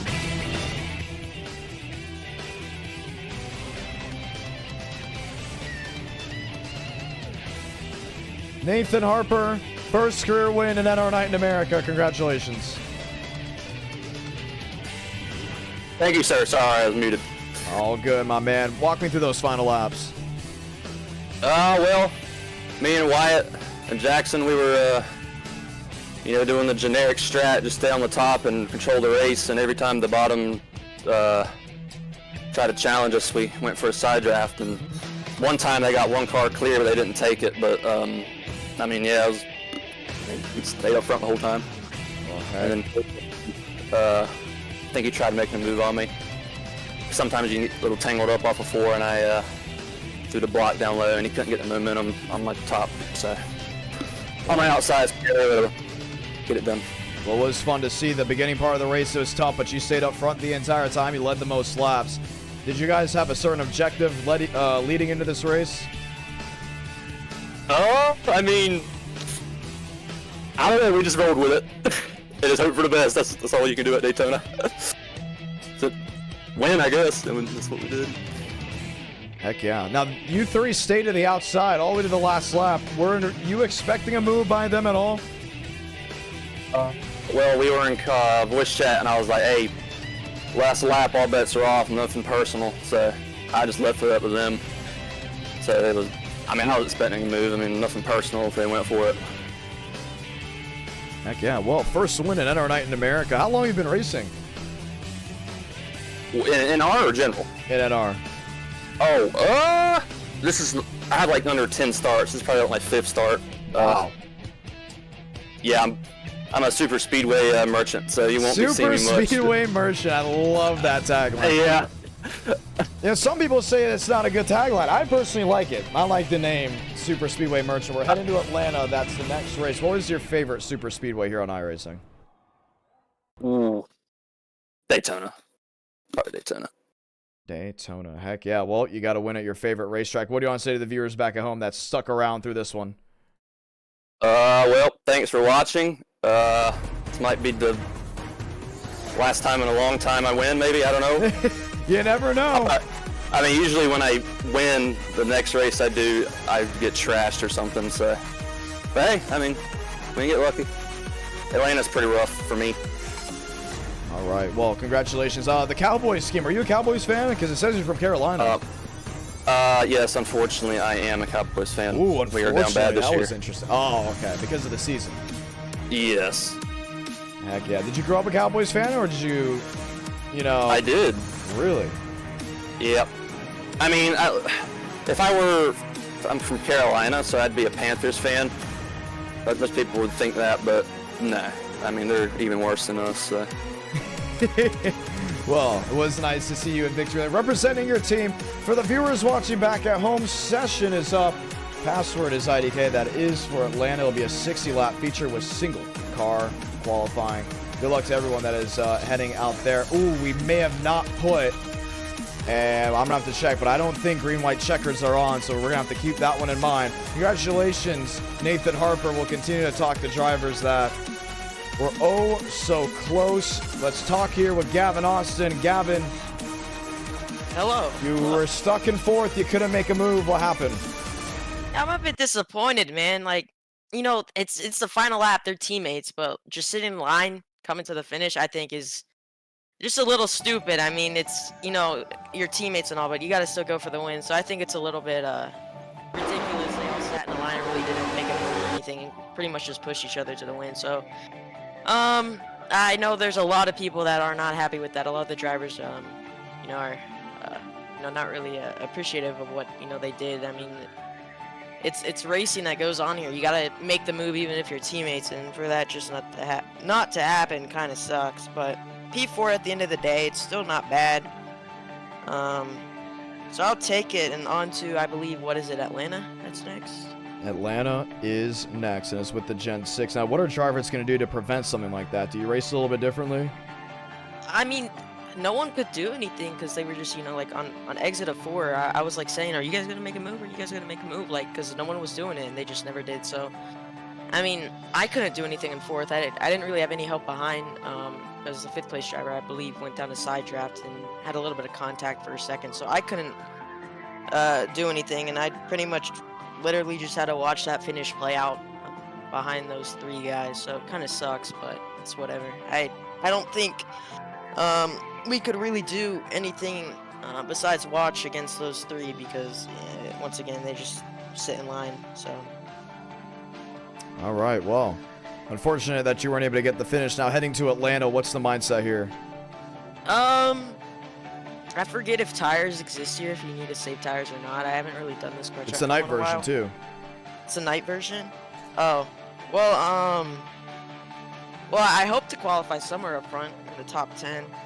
I think I have a good shot. It depends, honestly. Atlanta is like a love-hate racetrack. I have good races, I have bad races, so it all depends. But we'll see what's going to happen. All right, well, we're heading there right now. Talladega will also take place with the Xfinity Series. We're going to be excited to see how that all runs through. Do you think you have a great shot at winning those races? I think everyone has a shot, full throttle racetrack, so I think anyone that's registered for the session has a good shot at bringing it into victory lane. It's just, you know, how it plays out. So I think everyone has an equal shot.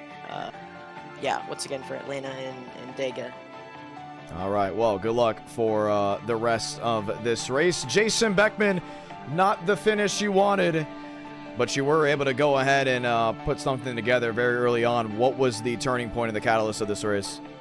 No, I mean, we managed to lock up that top 10, which was nice. Almost had a finish there with Josh at the end. You know, we were pushing into and just kind of got a little wonky off of the exit to the corner there and screwed up everybody's momentum. But yeah, someone made a stupid move in the middle of the race there, spun me out. I didn't get any damage, but got a lap down and had to, you know, start from the tail end of the field after the next yellow. And recovering from there was a little bit of a challenge. We still made our way up front, but unpredictability of these races is what kills you at the end. All right, well, that's what happened there. Now going to Atlanta, it's a hybrid SuperSpeedway.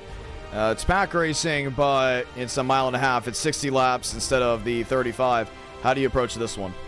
I've always liked Atlanta. I mean, it races uniquely. It's got its moments where it races just like a super speedway, and then as tire wear goes on, you know, you can't exactly make all the moves that you'd expect to make at Dega or Daytona. But you know, I feel like I have a pretty good feel of this track. I can manage the tire wear semi-decently, and it's really anybody's game. Bump day is single car queue. There's no guarantee overtime is enabled. You've won a race because there was no overtime. With all that information in mind, does things change here? Balls to the wall in qualifying, I guess, and balls to the wall near the end of the race. Heck, yeah, well, let's see if you can get it done. Good luck. All right, thank you, Jonathan. That's Jason Beckman. Excuse me, just had my tongue twist completely around my mouth with the tongue twister there. Race fans, let's continue to go ahead and watch as we get ready to go and continue to talk with drivers. Rodriguez, you have been really struggling to go ahead and get that first win here on the Super Speedway side. What is it going to take here at Atlanta? Honestly, I think it's going to be a good qualifying lap, but that's been my most recent struggle. I think if I can start decent, you know, avoid the wrecks. It sounds generic, but I mean that's really key for super speedway. So I think if I can get a really good lap, maybe a top 15, I think I'm automatically in position to win. Has the fog played a role in the handling of these cars at all? I honestly don't feel a difference. I think it's just visibility that's affecting it, but the car handles. I mean, maybe the lap times are a little bit slower, but generally, I don't feel a difference. All right, well, we'll continue to monitor the next gen versus the Gen 6. Racing on a super speedway completely different. Are you able to be more aggressive with the pushes, or do you have to be more conservative? I think you have to be a little bit more conservative, since the next ones can take a little bit of a beating. But the runs on these cars though is amazing. So I think that's something to really value. But yeah, I think generally you want to be a little bit more conservative. I haven't raced this car too much, but that's my take on that.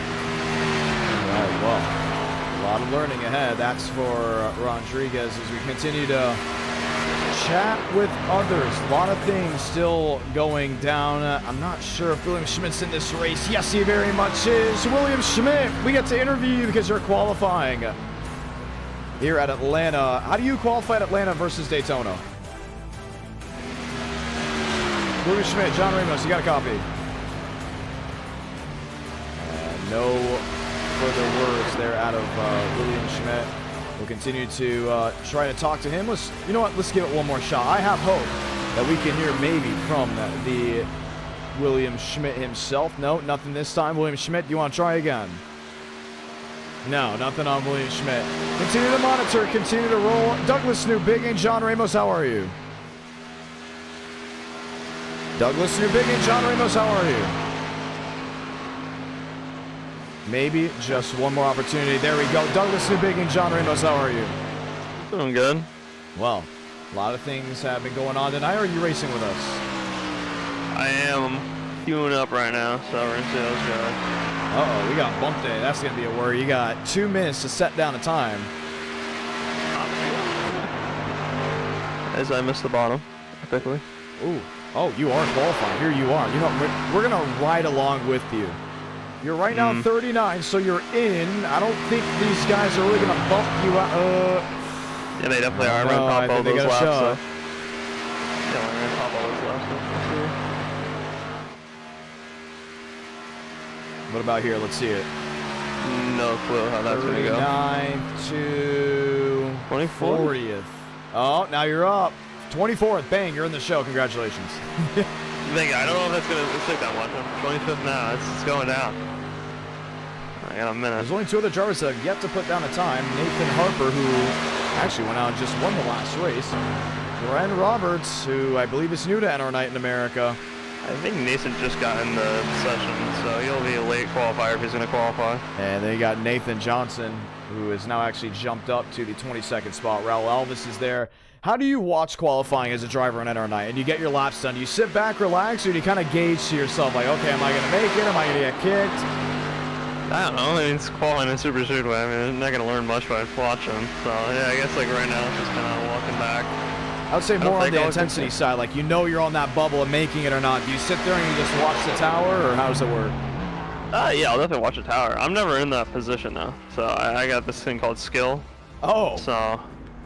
yeah, never really in that position. You got that patch update. Pretty cool. I did. I really did. Yeah, and yeah, man, I'll be good. We're in. We're locked in. Anthony Burrows is in as well. River Page is in. We'll look to see the guys that are out. Aaron Almond is out. Tanner Sims is out. Ingram out. Hart out. Phillips out. And so many others. 50 drivers. We're going for that 40 spots. And guess what, Douglas Newbigin? You'll have the opportunity to race for 60 laps. Woohoo.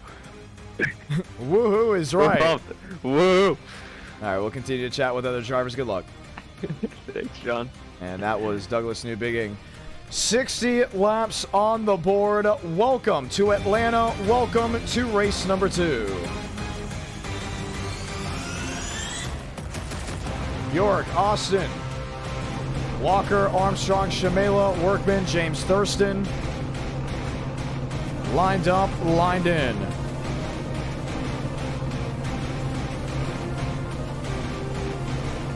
As we get ready to go green.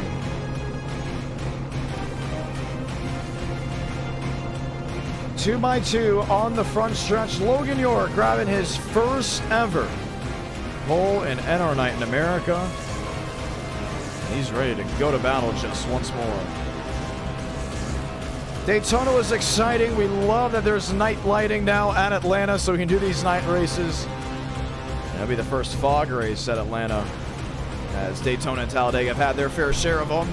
Talladega last year was a part of the fog festivities for Halloween.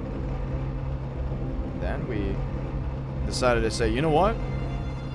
Let's accidentally add it to Daytona. And that's exactly what happened.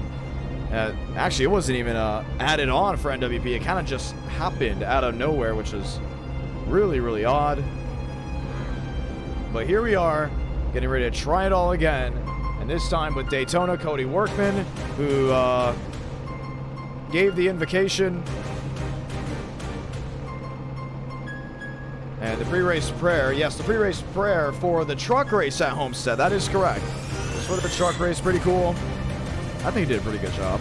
He's hanging out with us. We all get ready to go green.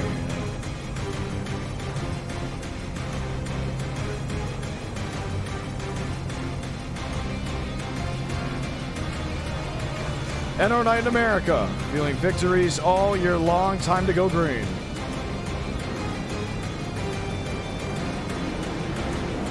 The field will roll on out 2 by 2.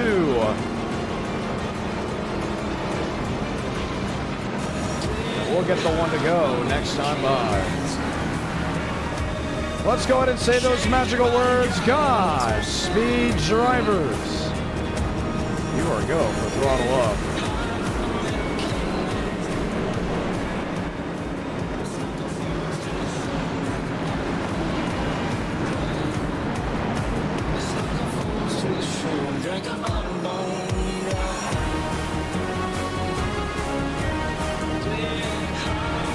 One to go this time by. As it was cut short. And all the excitement awaits an extra 60 laps.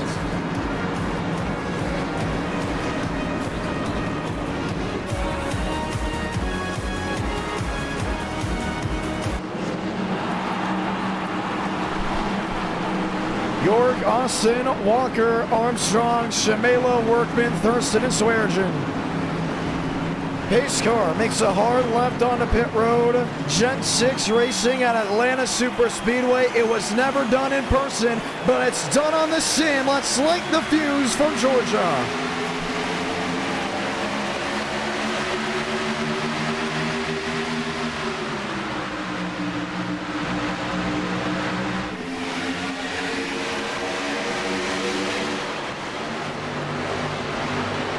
Austin leading off turn 2. You see the 3 wide. It's starting to shape up way deep in the pack. Cody Workman up the racetrack with Joseph Armstrong. And the sim seats employee will say thank you very much. Armstrong top of the board.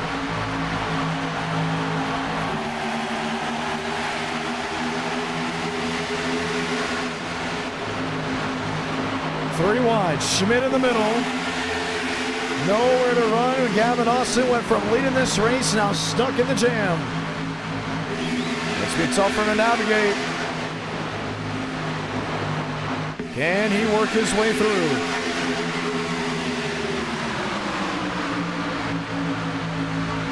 York in 8th. Workman in 2nd. Max Swearengin to the inside. Has a heave and will take the race lead. Movic on the scene.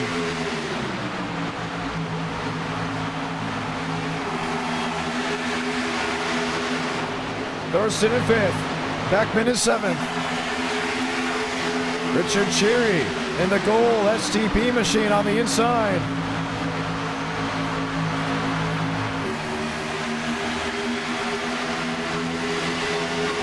Joe down and into Swaggy.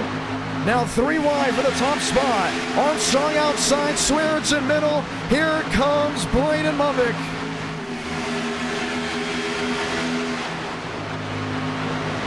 Movic the leader. Cherry to follow. Bassinez, Cody Workman. How do they get through this mess? You can't lie, the racing has been absolutely fantastic for the opener. James Thurston in this mess. On the outside. You ever get stuck in Atlanta traffic? It's like that, but instead of bumper to bumper, stop and go, and maybe you'll get to 20, 30 miles per hour. Well, they're doing it at speeds well over 180 miles per hour. Alvis shot in the side. That's by Jason Beckman.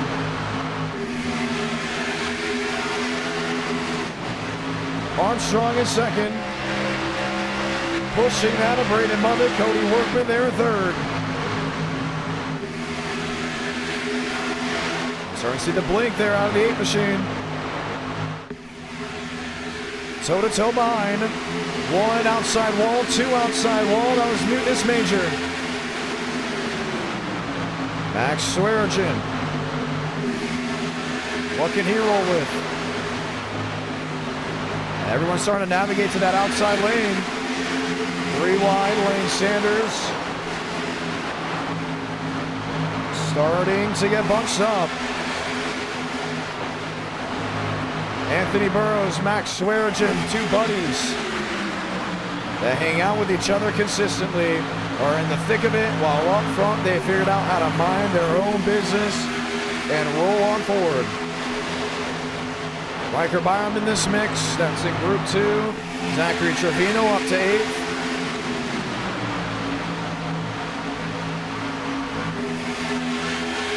James Thurston inside of Joseph Armstrong.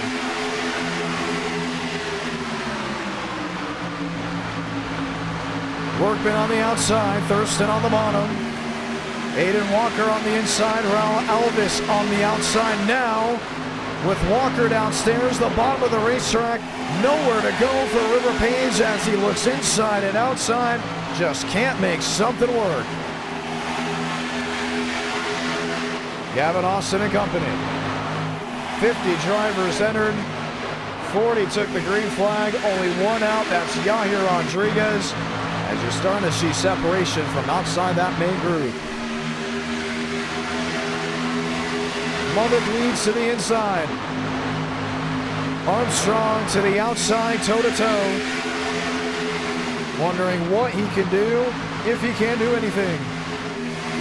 James Thurston underneath now with Hayden Walker. 3 wide Elvis.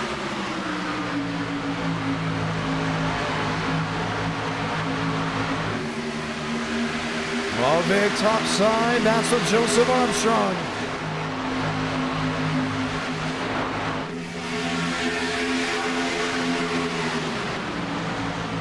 Walker in second, Thurston the race leader. And it happened just ever so slightly. But they got the opening, they got the pocket of air to their advantage.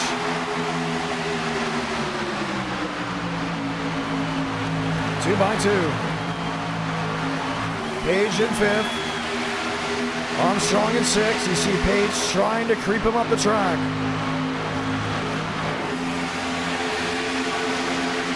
Josh Kenyon below the red line. Was not let up by James Thurston and will take the train ride in the back of the pack.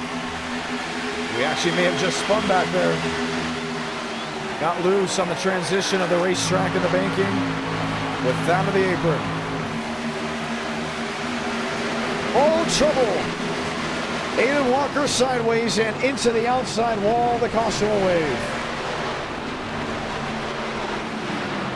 Mudvik and company all scattered to avoid. Raul Alvis got a piece of it. Andres Vada's got a piece of it as well.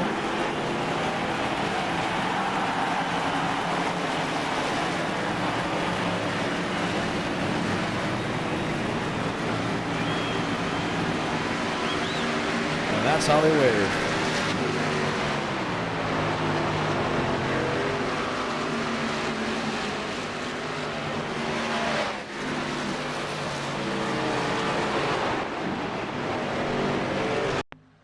Let's watch back.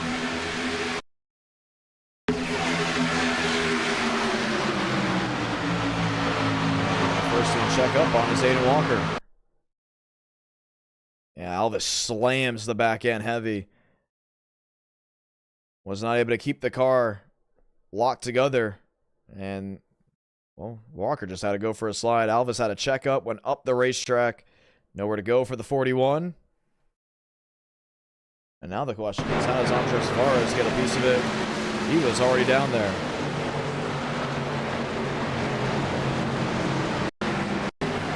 Oh, there was a massive pileup on the backstretch that was very deep in the field.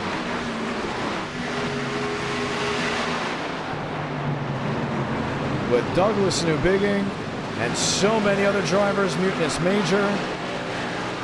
This happened deep in the pack when we're watching the leaders up front. This caution will come at a timely position. 46 laps to go.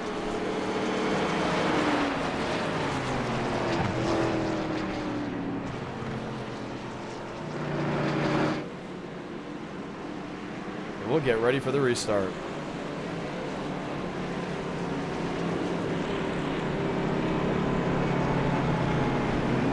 NR9 America, fueling victories all year long. Big time incident, and it's gonna shake things up. Let's go ahead and chat with some of these drivers. How about Braden Movick? Movick, John Ramos, I think this is a better race for you. I know he's there. We definitely heard the mic go in and out. Braden Movick, John Ramos. This is a better race for you, isn't it? It's gone exponentially better. I made it past 1. Yeah, and now you are leading.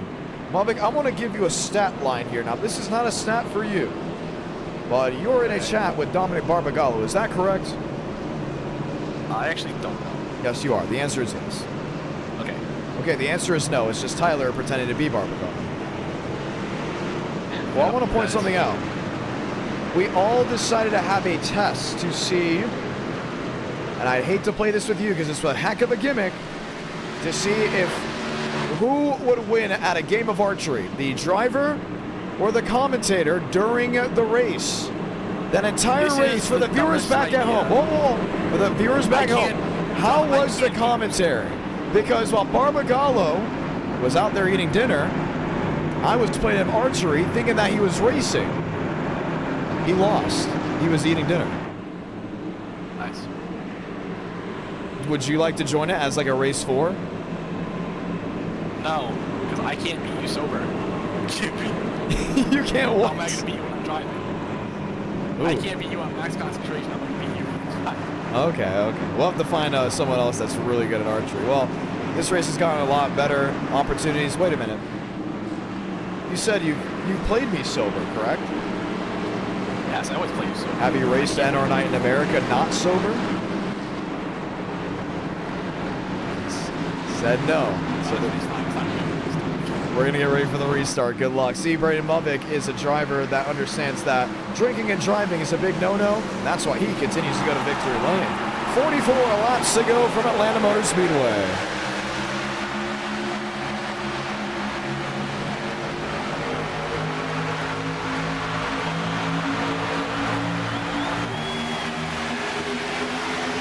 Armstrong to the inside. Workman lines up right with him. Cheery, Austin, Thurston Byram, Massinez with Murphy and Beckman 9th and 10th. Doug and Kenyon, Johnson, Sanders, York, and others continue to roll with Sanders, Benton, Reyna, Donskoy. A lot of shuffling throughout this pack. It's going to stay that way to the end of this race. Here's Josh Kenyon. And he's had one heck of a race.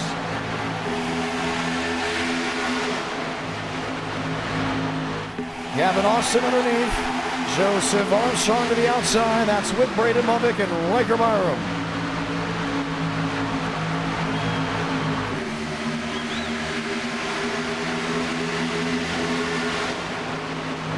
Jason Beckman lined up with that of Riker Byram.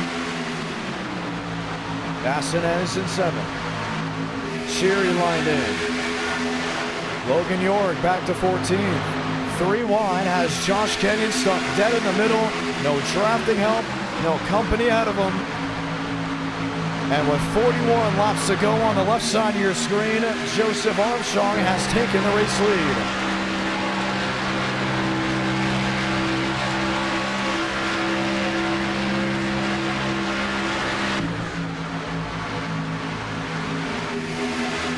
Beckman in 5th.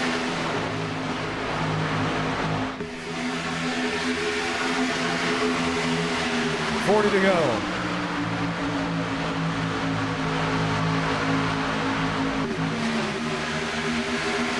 Connor Murphy, Josh Kenyon,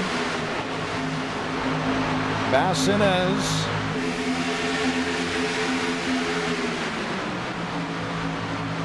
Microbiome in 3rd. Now he's lined up there with Mubbock and others. No one making the big move to the inside.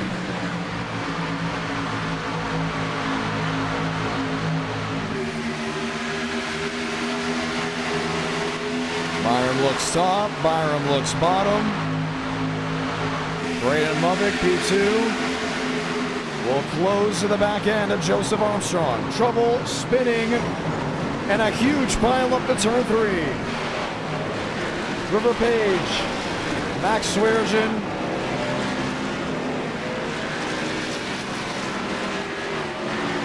Get a piece of the mess in the caution will wave.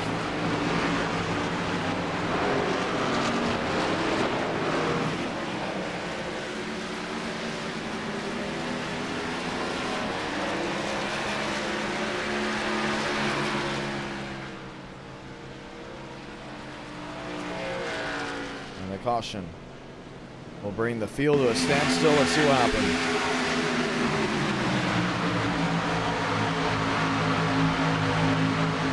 Hearing reports, it could be Lane Sanders.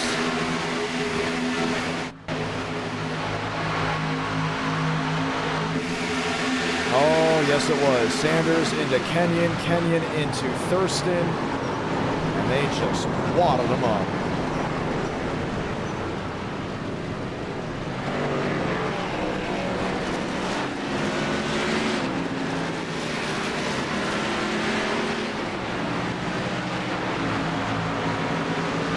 Pushing and shoving, that sometimes results in other things. Josh Kenyon, unfortunately involved in the incident. What did you see? Yeah, me and Thurston, we were trying to find something to work, and you know, his car on my screen just kept going up, down, every single lane. And he talked to me, we talked, and I think we just went for it at the same time, and it just didn't really work. And we're still trying to figure out a penalty for it. You guys don't know, I help admin with Demos. And you guys, I'm guessing, saw it as Lane Sanders with an issue. Oh, did? Oh, it was, never mind. We saw Sanders behind you. It was Thurston that cut you down on the nose. Yeah, I mean, I think it is a racing incident. It's bad that, I mean, I still haven't looked at the replay, so don't quote me. But. We saw it once, thinking that it may have been Sanders from the message we have in our group chat. The admin group chat. But it looked like that Sanders pushed you into Thurston. Obviously, if that was the case, it still would have been Sanders' fault because I think James was just a little bit off-centered, fortunately looking like it's a racing incident. I'd still have to look at the replay, but I mean, whatever, you know, the boss wants to do here. While you figure that out, I want to shout out Noah Green. All right. Well, Josh Kenyon, one of the drivers involved in the incident. Very, very unfortunate. Max Swearge and John Ramos, you got a copy? Yeah, dude, I'm back in here, man. What's going on? You know what, Swag, I don't know if you've heard it, because I know you're racing, right? You're there, you have tunnel vision, you're trying to win this race. I was playing archery during the beginning part of this race, and from what everyone's saying, it sounded like I wasn't even playing archery. Because I really wasn't. I was like barely looking at it. And guess what? I was playing Barbagallo, who I thought was racing, and he lost in the game of 3 series. He got swept to 2. He lost 30-28, which means I was perfect the first time, and then 27-25 because Aiden Walker wrecked and I got a little worried. Would you like to do an experiment at Talladega? What do you mean? I'll send you archery. You're gonna play me in archery while you drive and while I commentate. Hey, guess what? Funny story. And I'll I'm not commentate doing it. Talladega. I am not racing Talladega. Then we got to do it now. bedtime. Then you're saying. No, my phone's charging. Oh, man. I'm also on a FaceTime call. So it's very important right now. So. Yeah. Can't play with the experiment. I thought it'd be a cool game, a little mini game to work with. Yeah, and you still sent me archery anyways. Yes, I did, because we'll still play at the end of the stream. I'm gonna wax you. No, you're not. I'll be asleep here like 45 minutes, bro. And when you wake up in the morning, you're gonna see the L. Well, good luck. Max Virgin, always fun to talk with him. 35 laps to go from Atlanta.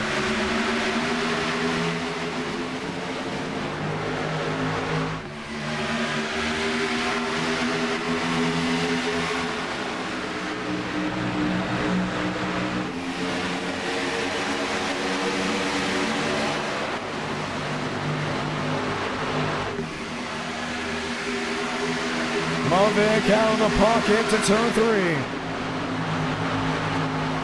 Joseph Armstrong. Side drafts him back. Joe will lead this lap.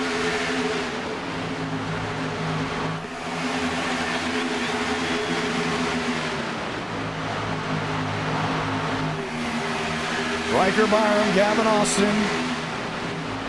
Workman, Kenyon, Beckman, Shamela, Thurston, Bassinez, Benton, Johnson, Tinsley, Galloway, and others. Outside lane's really rolling. Here's Kenyon through the middle. Once again, was just involved in the incident.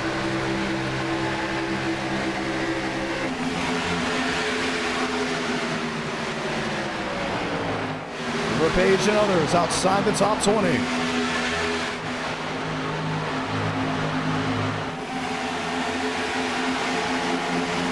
3 wide. Single file to the top side of the racetrack.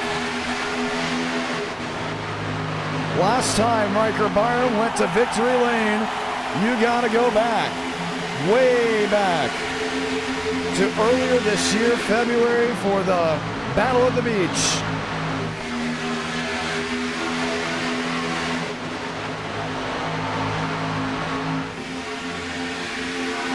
The move, Mavic to the inside of Thurston. Oh, Cody Workman, hard and into the outside wall of Jason Beckman. Marty Shamela's involved. Nathan E. Johnson involved as well. And it will bring out yet another caution.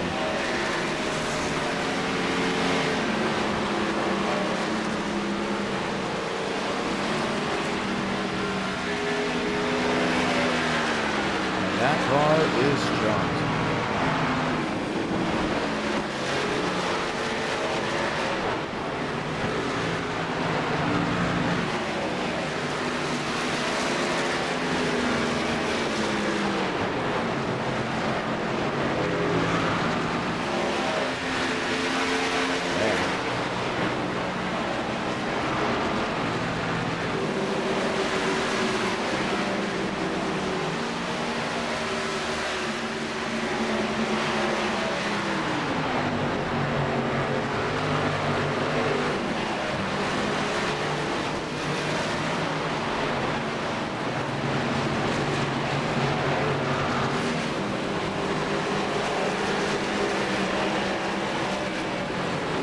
Let's watch back.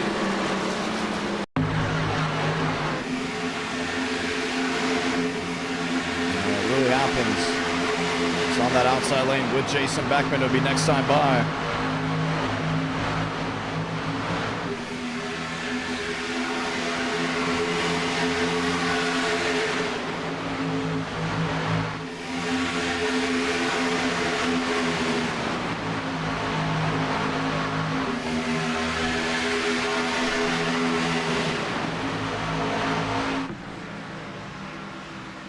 Watch here. Beckman runs right into him. Oh, and I think that was a netcode hit. We were trying to figure out what happened. Usually the admins let us know what happened before we broadcast it. They were unsure. They say it kind of just all happened thinking it was on Beckman, but look at this angle. You may be saying, well, what's going on with the 8 car? Why does it just come to a stop like that? Bang! I think that's a netcode hit with Cody Workman to the backside of Gavin Austin. And look at how much speed Workman just loses. Comes to a complete stop on the nose of Beckman. And that's how they just all came around.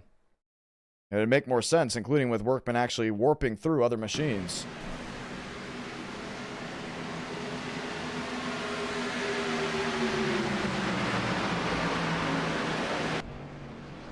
So he'll go to pit road. And we'll have just a couple laps remaining. Joseph Armstrong with Gavin Austin. And honestly, all these cautions are giving us the perfect opportunity to speak to all these great drivers. You know what? So many of you have asked, where is Tyler Tinsley? Well, I know exactly where Tyler Tinsley is, and we're going to go ahead and say hello to him. Tyler, John Ramos, how are you? Yeah, hello. Oh, no. So, what happened? I haven't driven to Atlanta in like 2 years, and I was running the back trying to keep the car cleaned, and after that like pit cycle, I was like, I came out like 15th because all the other people wrecked. And I was like, I'll just stay up here, run the top, and try it. And then we're going 3x3, and I just misjudged like how tight these cars get on the top, and entering the quad oval. Like, for the viewers, you won't understand, but like when you have a force feedback wheel going through the travel, you're just so bumpy, and then you're trying like you don't have really much vision of the car. That's misjudged where the ball is. Just landed it. I don't know, man. I need to do this more. Man, how's the fog out there? We're looking from the blimp view. Was it terrible for you guys or just right? So Daytona wasn't too bad, but the Atlanta's really terrible because, especially with black cars, specifically, because there's a few times where Andreas pulled off to Andreas pulled off to the apron in the quad oval to like start in the back, but he didn't say anything, or we didn't even ELO him. He just did that, and there's a few times where I almost hit him because like with his car being black. Like, it was just hard to see. Right. Well, we'll be ready for the restart. We'll love to see you back for Talladega. That's Max. Check that. That is Tyler Tinsley. Talked to Max Swearengin earlier in the broadcast. Now 27 laps to go from Atlanta to see who goes to victory lane.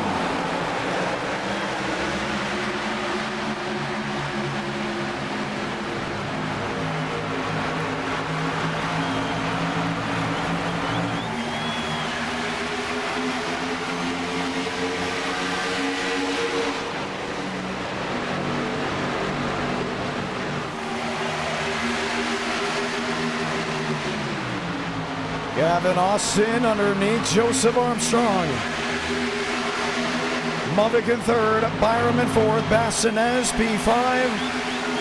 Joe the lunge that will take the lead right back for him, but the McVice 42 stays strong to the back end.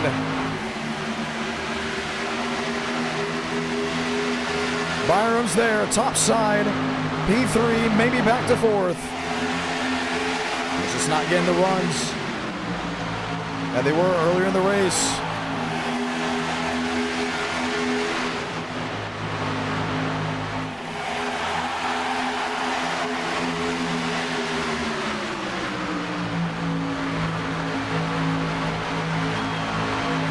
Bassinez all over the 22.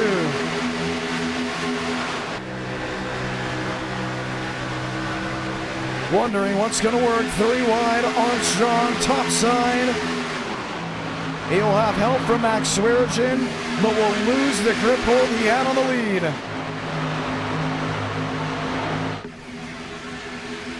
Austin leads, 24 to go. You heard it from Tyler Tinsley. It's very difficult to see with the black cars out there and the fog.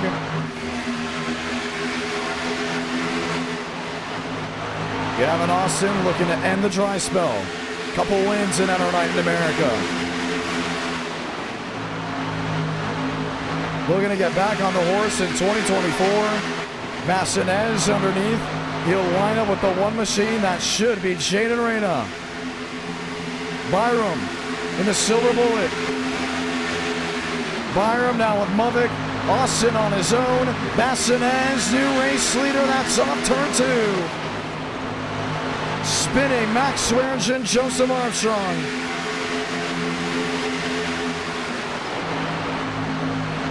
out of the way. 22 to go this time. See Reyna again on the bottom. Multiple drivers navigating to the wall.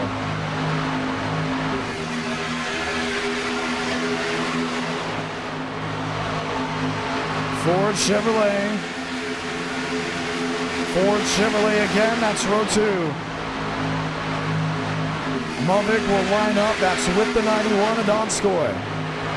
21 laps to go from Atlanta Motor Speedway. It's Ford leading the way on the outside.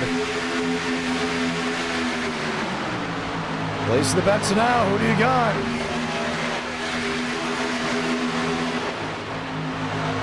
Bassinez, Burrows, Reyna, Mavic. Burrows to the bottom. Bassinez. Top side there with Riker Byram.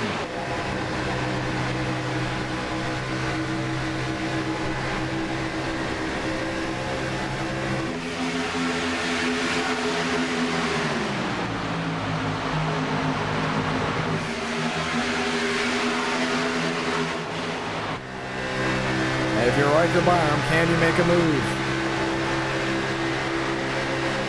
Peeks to the inside. We'll have Aiden Walker with him. A lot of moving, a lot of shuffling. Josh Kenyon, another peek. That's 3 wide for the second position. 19 to go.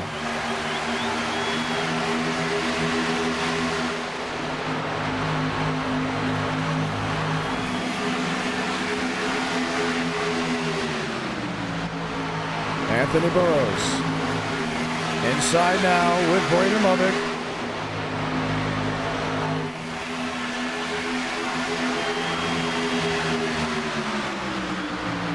Byram outside, pushed by the 93.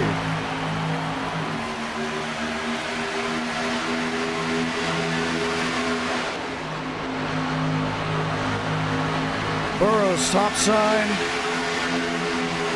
Holds on to the Riker Byram. Number 98 inside, it's York with Braden Mavic. We've already had one underdog win tonight. Can we see a second? That's what we wonder. With 17 laps to go. If it's going to happen, it's going to have to happen soon. It's not 17 to go at Daytona, it's 17 to go at Atlanta. And that's like equivalent to 10 to go at Daytona. And that's when you start really sizing up and wondering.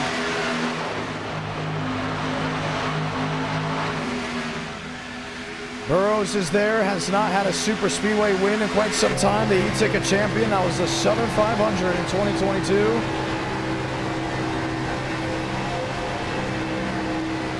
He sits, he waits.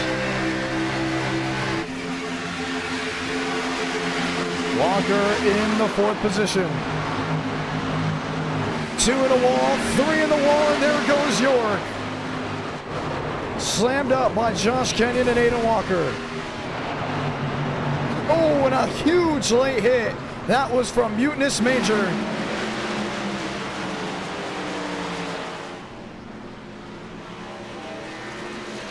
Wow.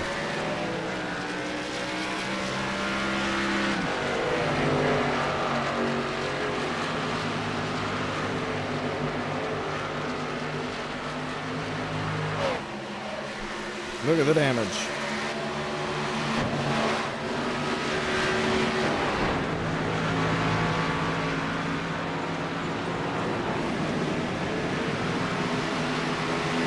Torn up on the right side.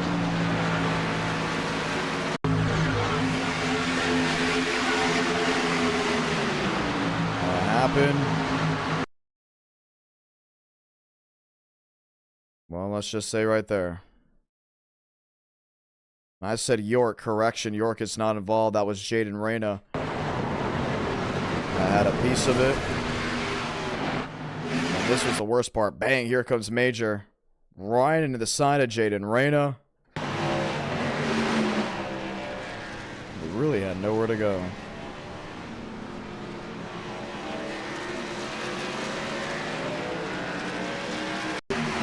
Watch again. Boom.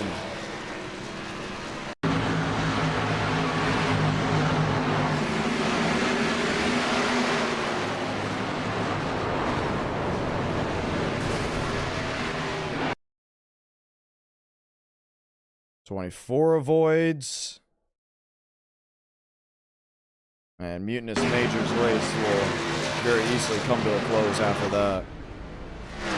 Caution is out once again. Multiple drivers, one or more laps down. Braden Movick, the race leader. Everyone else now coming down off of pit road to go ahead and line up for adjustments. Let's talk here now with Aiden Walker. Walker, you're involved in the incident, and what did you see? Just a bunch of people just not knowing what a brake pedal is. That's what's been happening the entire night, being driven through by everyone. First it was Raul, I guess he was just trolling at this point. He was just wrecking everyone. And then just, there's a checkup, I accidentally hit Riker because I have no idea, and then just everyone just, I guess, doesn't want to lift.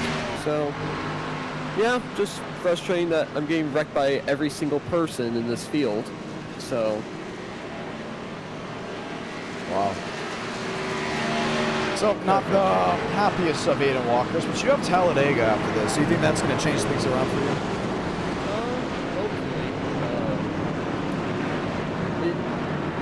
I just hope it's not going to be like this race where we're just straight up just driving through each other. I mean, it doesn't help that there's such big runs, but yeah.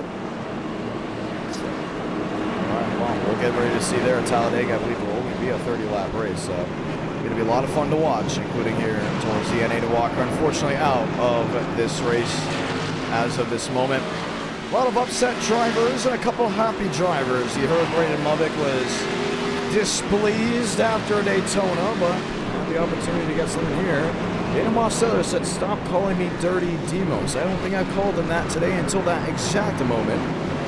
But we did use the clip on him and Chugol on iRacing SuperSpeedway to help promote today's events. Chevrolet lockout, row number 1, multiple drivers, either one or more laps down. Of the 50 that entered, just 15 remain on the lead lap.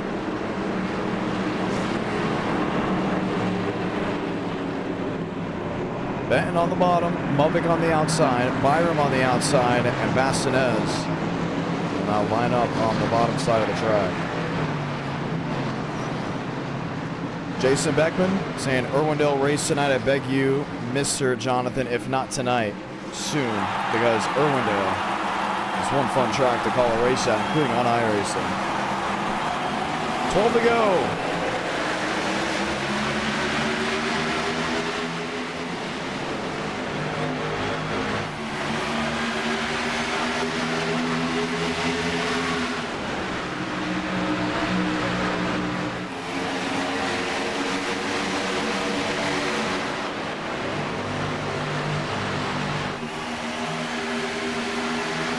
Chevy, 1 and 2.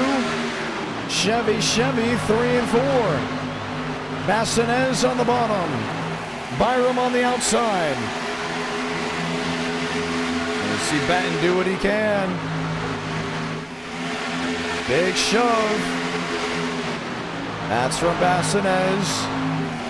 Top side, Riker, Byram. Benton loose on the bottom. Heave, Braden Movick.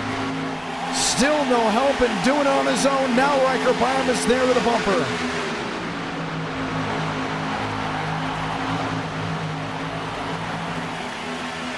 It's just struggling. You see Ben struggling to lead this pack. He's so worried about Bastinez.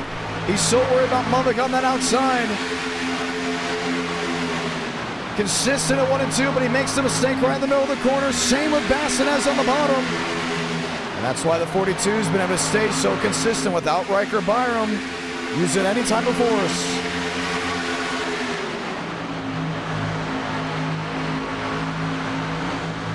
Nine to go.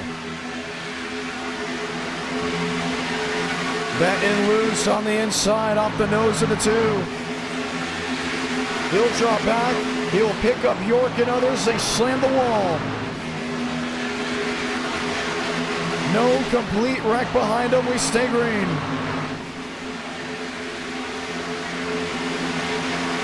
Bastinez in 4th.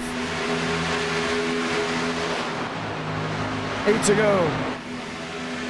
It's going to be tough for Movick to not win this race. Unless Joe gets up there quickly, which he is doing. Armstrong outside. That's of Jackson Buys. Braden Movick will pick up the bottom lane. Buys in the middle.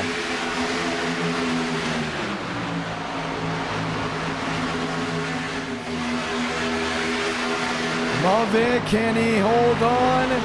He does, but gives an advantage there to Joseph Armstrong.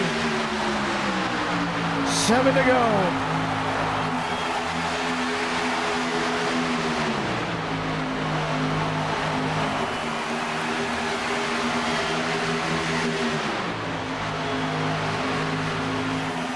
Movick, Armstrong, Bassinez.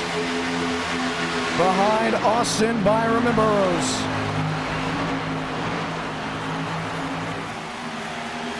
Bassinez up top, that's to the back bumper.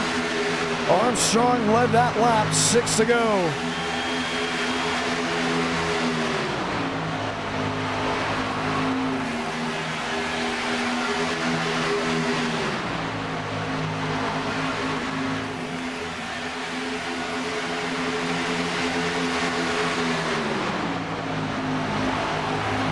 It's going to be tough to see what can work when they go back 2 by 2. Gavin Austin dropping back. He saw what Armstrong did. He's wondering if he can energize the run. Multiple wrecks in this race. Multiple opportunities thrown away. Now Armstrong leads after getting caught up in an early incident. He'll have 4 laps to see if he can go to victory lane. Movick on the bottom, not enough help from Bassinez. Byram with Armstrong to heave forward.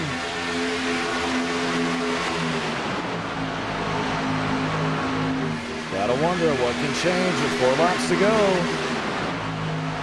Galloway there in the 24. Duggan there in the 43. If things go south, how quickly can you react? No drive-off exit for the 42. 3 to go.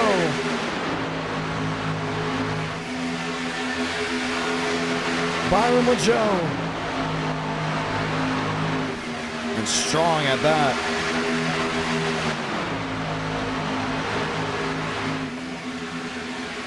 Movick a side draft. That's on Riker Byron. Oh, they're coming to 2 laps to go. I mean, you wonder if even Riker Byram can make a move. Inside lane depleting. There's the jump. Riker Byram inside, and he'll get help from Buys. Armstrong momentum lost, but will pick up Burrows.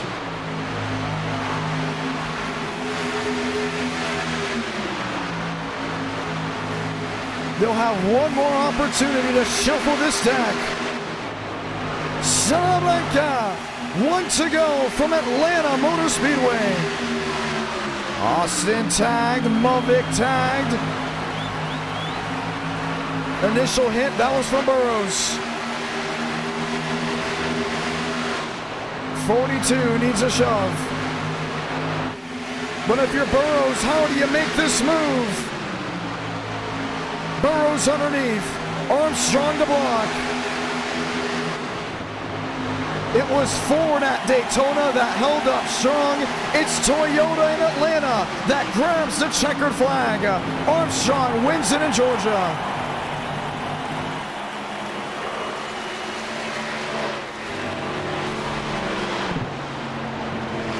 Burrows second, Byron third, Austin fourth. Buys, Duggan, Movick, and Galloway.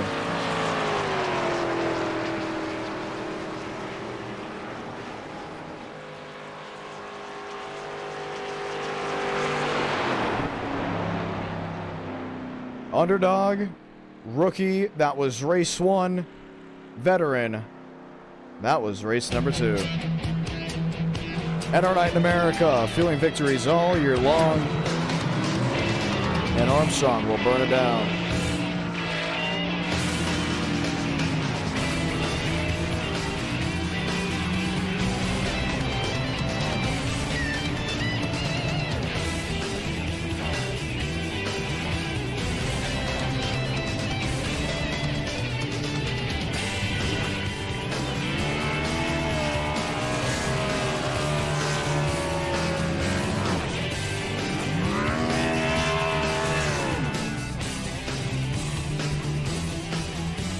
You'll park it there on the start-finish line. We'll watch back on the finish.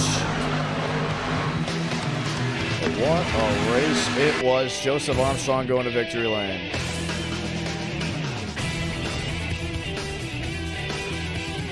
Joe, what a race to the finish. Congratulations. Joseph Armstrong, John Ramos, you got a copy.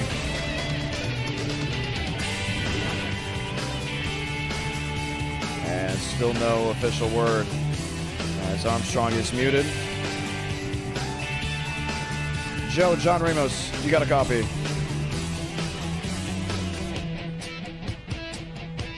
And we will hear from him in possibly a matter of moments. You know, Riker Byram finishing P3. Always great to hear what Byram has to say. Riker, P3, you're so close. Very close. I was hauling at the end there. I just didn't get it. I just lost the help on the last lap. So, oh well. Oh well, indeed. You know, matter of fact, I think I'm getting a call from Joseph Armstrong. Hello. I had you muted. You know what? Let's go back to bringing him in here. It's so weird. Isn't that your chat that you talk in?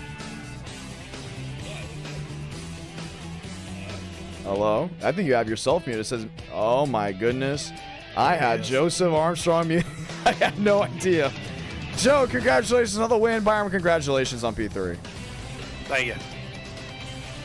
I said thank you earlier when you first said it.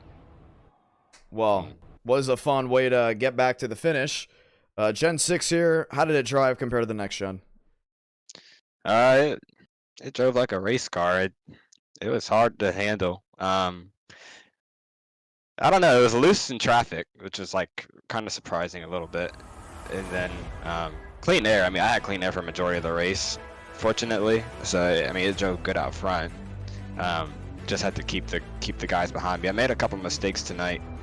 Hit the wall under yellow because I was looking at my phone. Then it got damaged. Then spun out.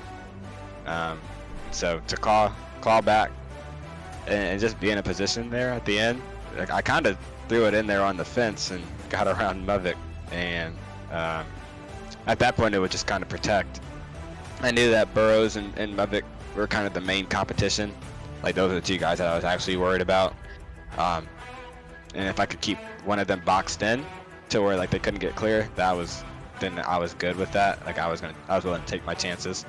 And we came off of 2, and Burrows got clear, and there was no real help out back, so I just had to throw like one little block, and then they got side by side behind him, and I was able to kind of just win it at that point. All right, well, able to go ahead and get it done there. Your heave late was pretty cool to see.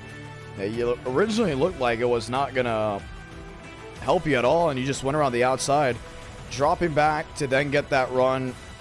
Was that how you were able to avoid getting boxed in? I guess, yeah. I was back there not really by choice. Like I said, I wrecked, and so I kind of ended up back there. Shout out to Gavin.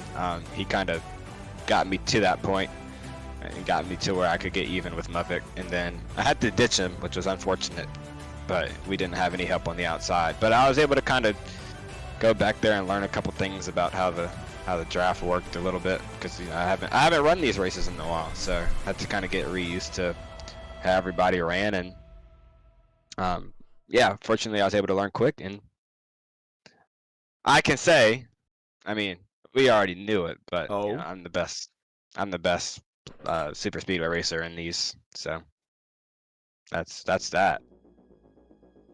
Y'all saw it. If I ran race 1, I would have probably won that one too, seeing who won, with all due respect. Ooh, but really? Yeah, I didn't really get a good look at the list, but just seeing how the race ended, you know, that kind of told me how I needed to know. So well, I'll tell you this, session is up for Talladega. Password is IDK for anyone that's wanting to join. Riker Byram, you were involved in the first 2 races. Which one did you like more? He left already. Well, okay. Hey, Joe, congratulations on the win, and we'll look to see you possibly in victory lane once more. Thank you. We'll go ahead and drag him back as we continue to talk to other drivers as the night looms on. You know, I think at one point we tried talking to William Schmidt. Not sure if we were to get a word out of him. Schmidt, John Ramos, you got a copy? Yeah, I got you. All right, you're involved in the first 2 races. How did that go for you? Daytona went okay until I got front-end damage, got an ill motor, but we recovered to, I think I said 7th or somewhere around there. And, I don't know, Atlanta was rough.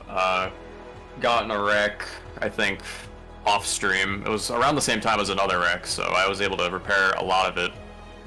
Avoided another one, and then coming to pit road, I ended up money shifting and the motor blew, so I couldn't really finish it there. So yeah, hopefully we get a better chance to win this at Talladega. Really?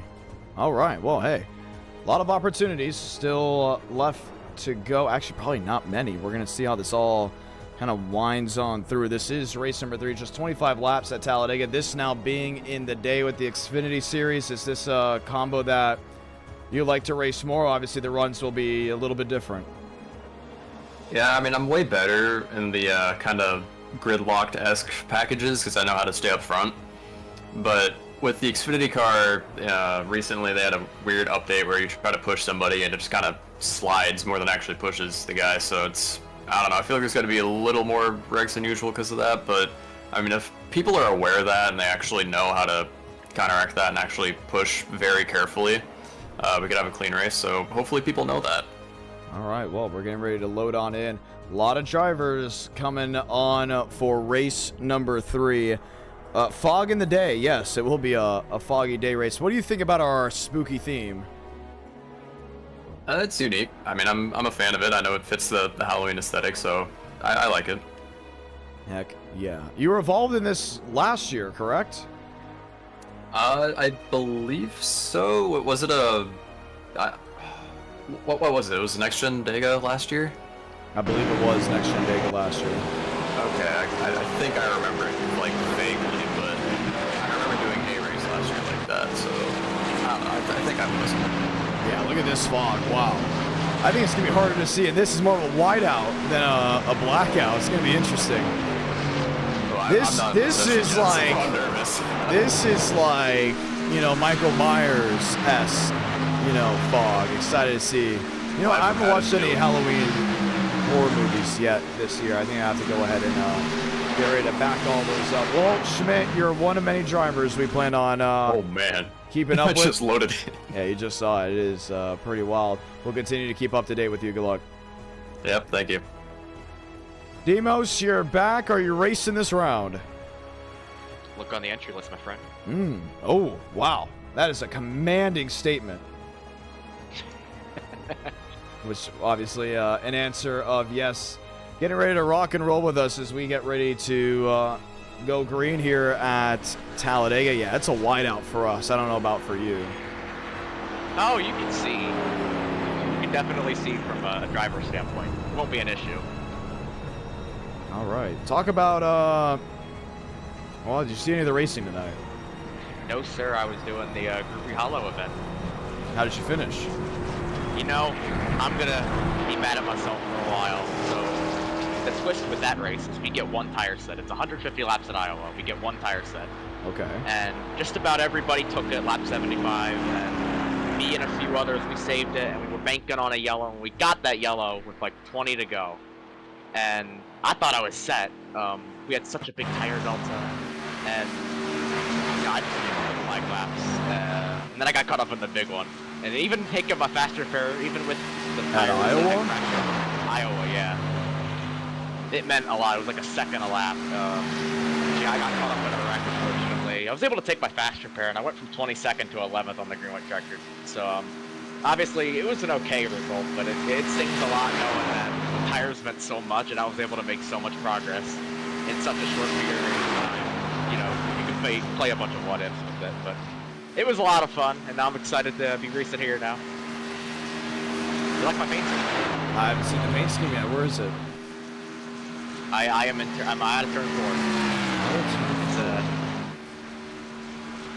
let's see. McKnight is racing. There you are. Oh yeah, that Reese's 87. That looks sick. It looks awesome. Got to get in the Halloween spirit. You do. Well, it looks good on you. I can tell you that. Congratulations on one more events. We have an e-ticket coming up. Are you stoked for that? Oh yeah, I'm excited. I've been doing really well with SuperSpeedways in here, and honestly everywhere. I'm pretty excited. I think I got a good shot at it. Well, we're excited to see what that all brings. Less than 3 minutes remaining here in qualifying. Good luck. With Vasquez and others, a lot of drivers joining on in. The iRating cap is actually off for this race to accommodate with driver demand. A lot of fun indeed. And we love talking to drivers. Zachary Truel, how are you? Doing pretty good, man. Got another win the other night, and just hopping on. Excited to do some super speedway racing. Heck yeah. Well, 25 laps right here. This will be the final super speedway race of the night. What are you expecting? I'm actually not too sure what to expect. I know we did this at Daytona with the new package and everything, but see how it is with Talladega. I'm sure it'll be chaotic like many races are. You see a lot of three-wide action and bold moves, and hopefully we put on a good show for all the viewers. Yeah, it's going to be a lot of fun to see exactly how this all rolls on down. Less than 2 minutes remaining. No guarantee on if anyone's getting bumped just yet, and I can't guarantee now drivers are getting bumped. Do you think you'll make it in? What does it look like for you? Oh, let's see right now. You just got to the line. Yeah, I'm on my second lap now. Well, that still puts you up to 29. 32nd. It's going to be close. How about this? We're going to ride. We're going to ride with you to see if you make it or not. Add the pressure. Yeah, I never was very good at qualifying here, but I think I've gotten a little better. Hopefully just enough to get in. So we'll see where this puts us. Got to be smooth. To the inside. One little switch up, mishap, should I even say, and you go from what, 1st to 10th? Yeah, we're on the bubble now, so this is we'll see. Here we go. All right to the line. Zachary Truel, 54.694, 14th, and he's into the show. I'll take it. I will take it. Let's go. Let's see Evan McKnight. Less than 15 seconds. Does Evan McKnight make the show?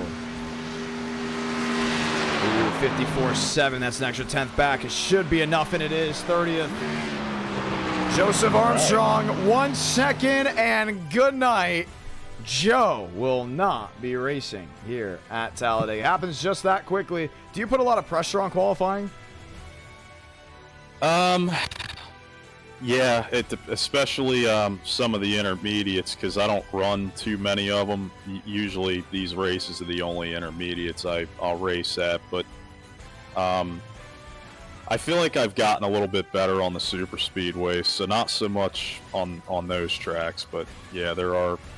And whenever we do road courses, because a 1X and your lap's gone, so it really depends on where you are, what track you're at, what car track combo, so it's definitely a little bit of pressure. All right, well, pretty cool to go ahead in here. Man, look at all these paint schemes that are being made for all these drivers. We'll continue to chat with them. Zachary Truel, good luck in this race. Thank you, John. Appreciate it, bud. We'll continue to look around. Braden Mubik, you got a copy. We have been struggling to get Mubik working. Let's go ahead and see if we can have him over here. Mubik, John Ramos, you got a copy.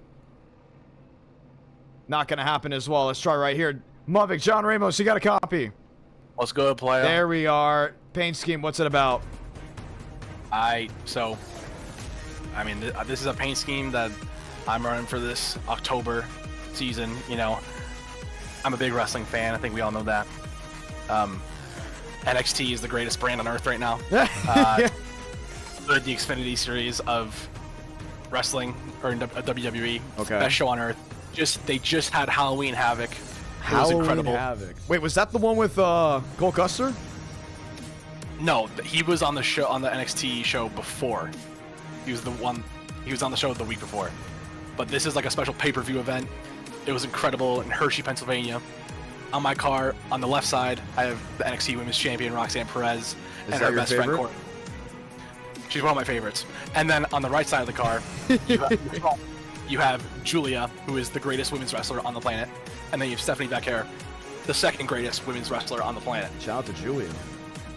I'm going to be honest, I have no idea who these people are, but I soon will, because I know you're going to These four women. These four women had a great tag team match, and we were seated. We were seated. And I hope all the fans at home are about to be seated for this event and this race right here. All right, well, it's spooky. I'll give it that. You've been a little spooked out today. You had a jump scare at Daytona. I think I pooped myself. Pooped yourself. I think you did a lot worse. You came in here all pissed because Will Shack. Well, I have no idea what Will Shack was doing. I don't think you know what Will Shack was doing, but it was a little nerve-wracking. I really don't know what's going on there. You know what? Last race was fun. It's a spooky night. You want to say those magical words? Oh my goodness! If you still do not know it, I know it, dummy. I just said it's different. It's Halloween, so I said. There's nothing scary. Okay. Nothing scarier than Brady Mummick Halloween. Is that it? Yeah. And Godspeed drivers. Okay, there we go. So you're saying you're going to win this race? If I'm not out by lap 2, I have a chance. So lap 3 on 4, for everybody watching, if he is still racing, he's winning. Is that a fact? I think it is. I think it's a fact. Hey, guess what? Lock in. Good luck. That is Braden Lovick. Time to go racing from spooky Talladega. And we'll be ready to rock and roll, keeping everything right with everyone watching back at home from the virtual side of NR Night in America. And ready to fuel victories all year long. They actually coming to the end of 2024 of fueling victories. What a year it truly has been. What an exciting time. Every time we go to Dega, it's wild, it's nuts. We're going to do 30 laps. We said 25 is enough. And we'll be ready to rock and roll. Pace car, the hard left on the pit road. It's Ford Chevrolet on the front row. Thurston and Mosteller light the fuse in the fog at Talladega.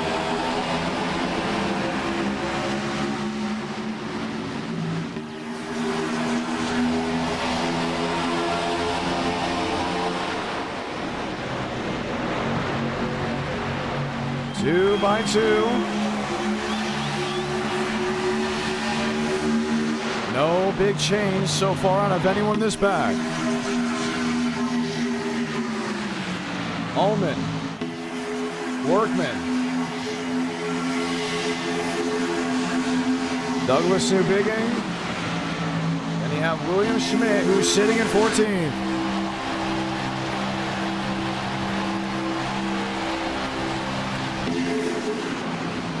You know, at some point, someone's going to jot out a line, try to make something work.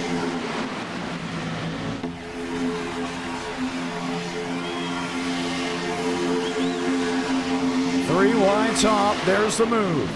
Walker couldn't get it in time to lead lap 1. Mosteller got that. Jacob Wilkerson tucked in line with the 87. Douglas Newbigging is another one sitting and waiting.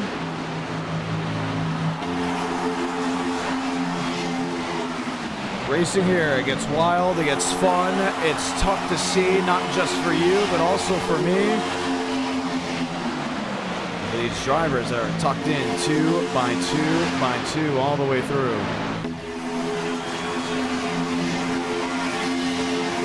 Chevy on Ford. On the inside, Mosteller was toe-to-toe. That's with James Thurston. Has now changed on out.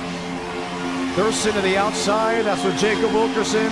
Walker in the third lane. They just can't get enough energy to really make it work.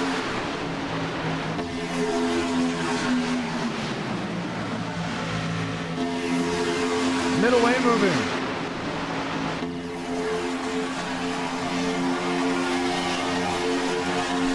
Thurston and Most, toe-to-toe. Byram and Donskoy.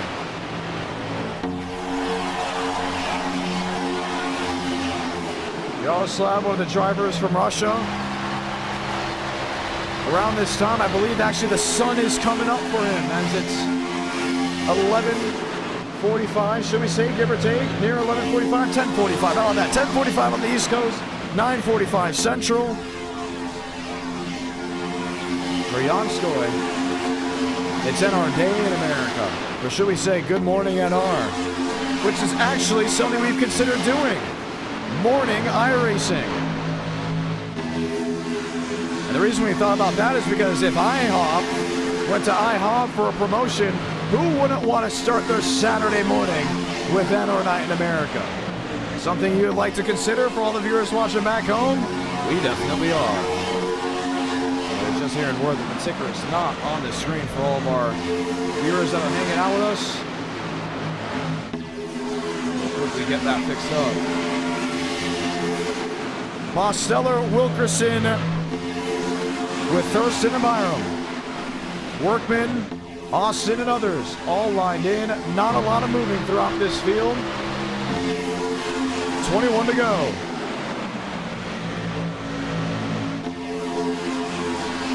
Wilkerson on the inside. Mosteller still tucked in with him. Byram buys Allman. Wondering if they can do really much. They start to see still that 2x2. Mosteller sideways. He saved it. Coming off at the end of the back straightaway. He'll lose all the spots he once had. But oh boy, did he have a date with destiny. That was the inside wall. Was able to avoid it. And he'll keep it straight. That just woke everybody up. And with 20 laps to go, you'll see Gavin Austin leading this lap. Oh man.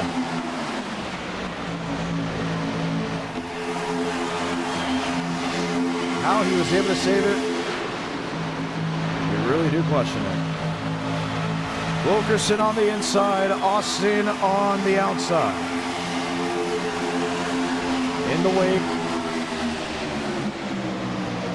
Looking, peeking, wondering if there's a change, and if there is one, can something work?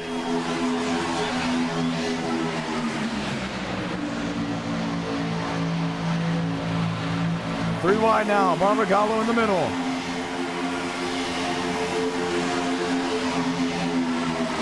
Guys lined up with him. Lively, Shamela. This is Xfinity Series racing at NR Night. Mavic to the point. Mavic to the lead. Wonder why these drivers love this so much. It's because they can make great races out of it whenever they need. Buys loose. Shamela blonde in with him. Flores Schmidt, you see Schmidt starting to work his way backwards. Duggan in 19th.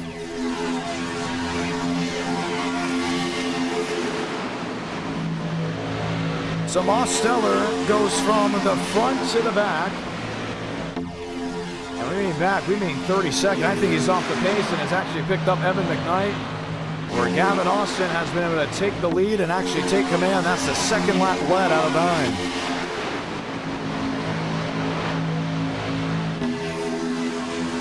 Jacob Wilkerson, inside lane advantage.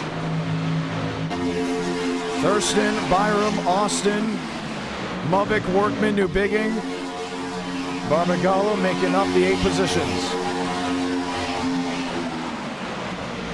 Can something work, if any? For the driver sitting row forward, there they go. One hard and into the outside wall, actually now upside down, Jackson buys.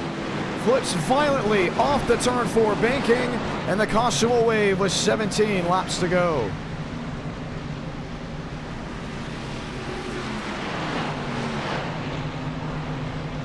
Man, oh man.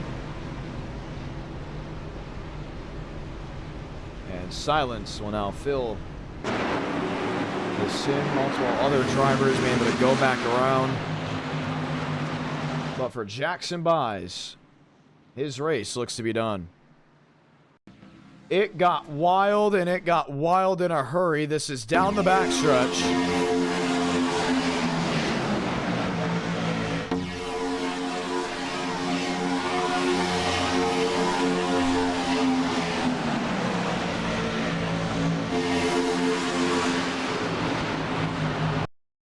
we saw the smoke actually pick up well before. It's tough to see from that angle due to the fog.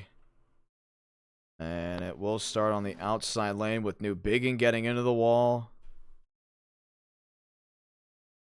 The 6 machine getting jammed up. And that's Lively. And nowhere for Jackson buys her own. Same with Jason Beckman. He goes up and around. Andres Vargas, he had an interesting view.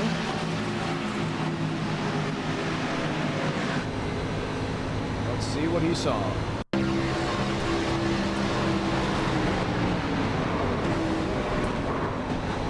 One.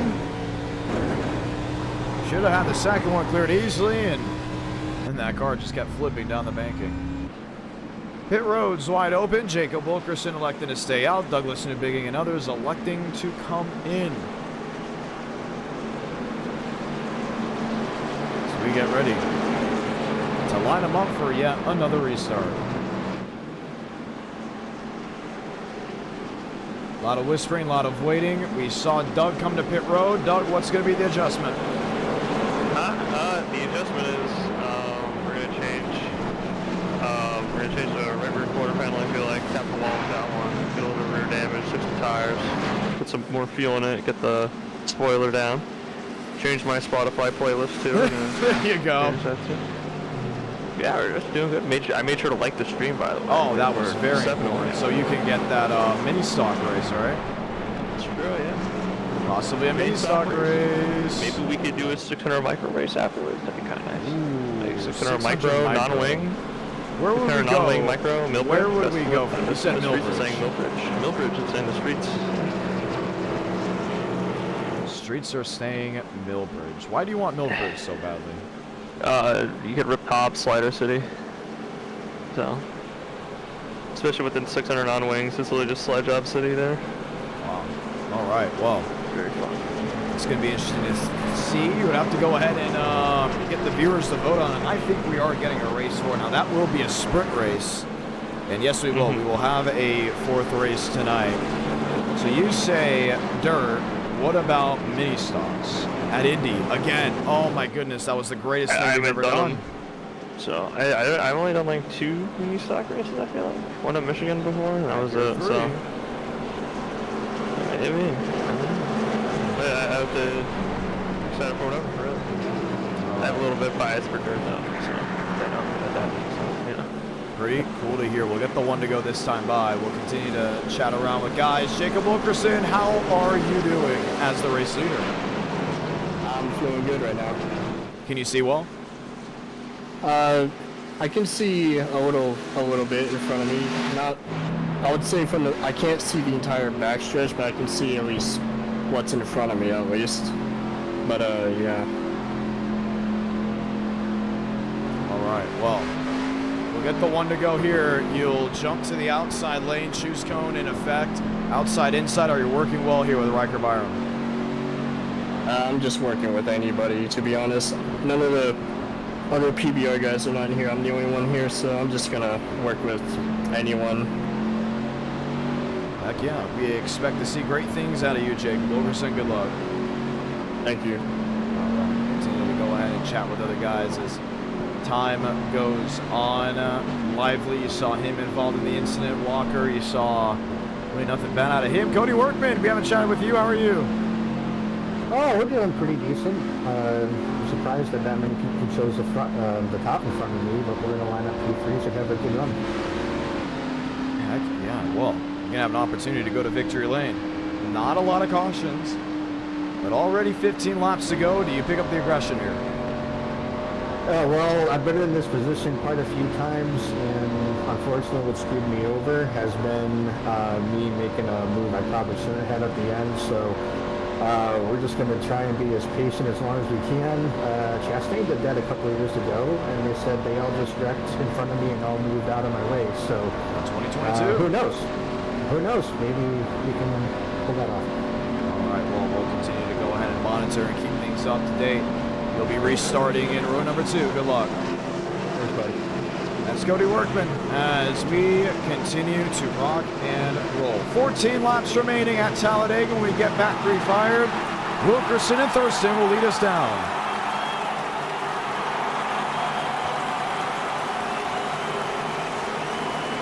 Lined up and ready to go. Toyota on the bottom. Ford on the outside.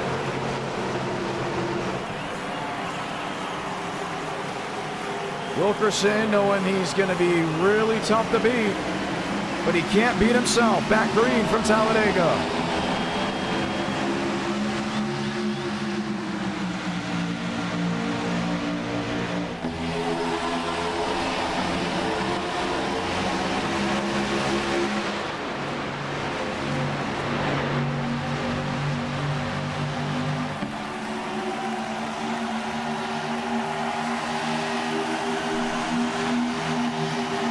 Riker Byerman 5th, Gavin Austin in 7th, Dominic Barbagallo, Nathan Harper.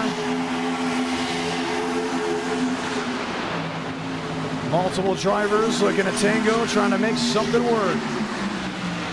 And Thurston's going to have help on that outside, but you can just definitely see it bleeding away into the fog. And back off turn 4, heading to the tri-oval. Working the inside lane, it's all Jacob Wilkerson. Cody Workman, there's the move. Jumps to the outside, that's with James Thurston. Workman, a man on a mission.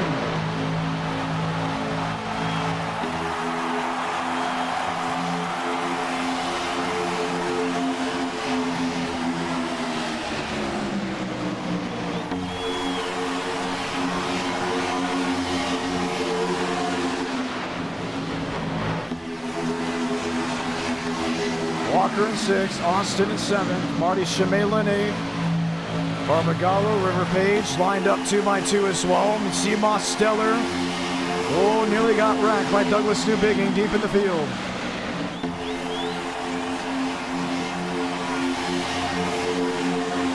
Toyota versus Chevy, 12 to go.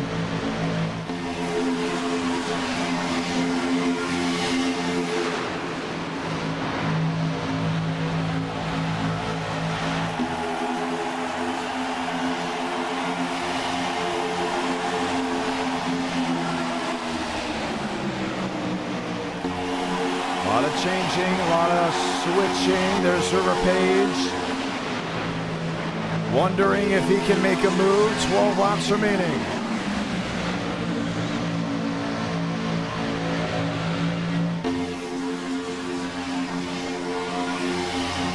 Toyota on the outside, Chevy on the bottom.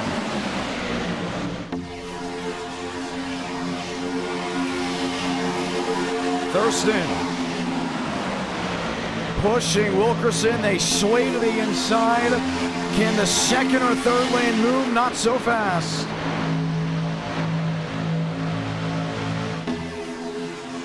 It's so tough for some of these guys to see, and you heard it from Wilkerson. They can't see. It's just not the visibility that you're used to. Which means if you're about 4 or 5 rows back, you see smoke, you're not sure if that's the fog or maybe something else.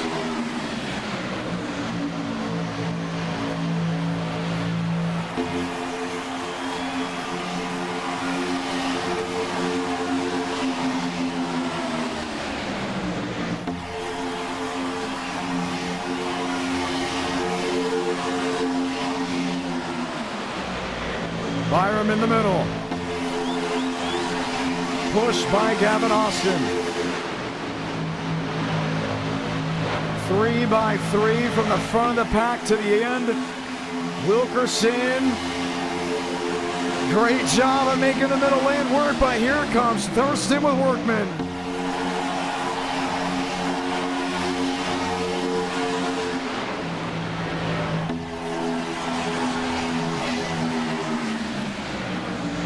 Nine to go, this time by.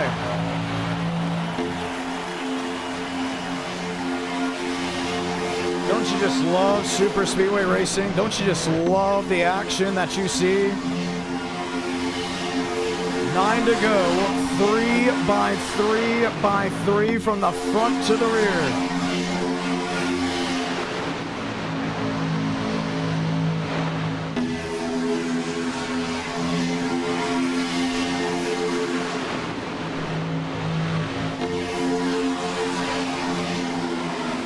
Harper on the outside with Andres Vargas. Wilkerson in the middle with Riker Byram.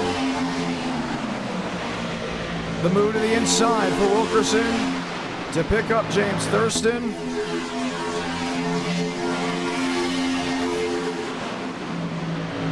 One caution in this race.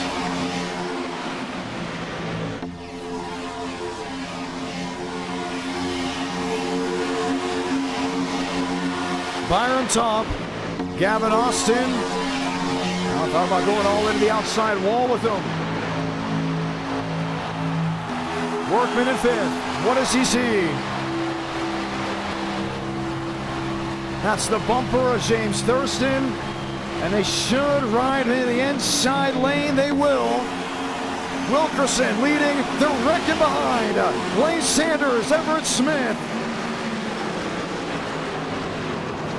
Holder and others. And the caution will wave for a second time.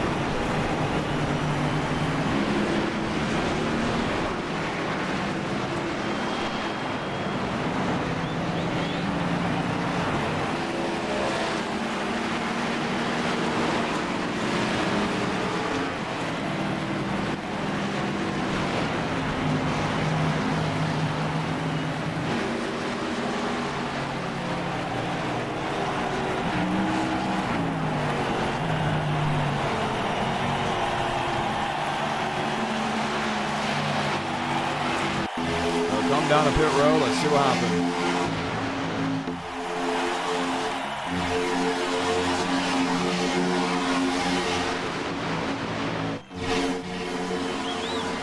I think the 81 just got him into 55. Huge hit by Lane Sanders.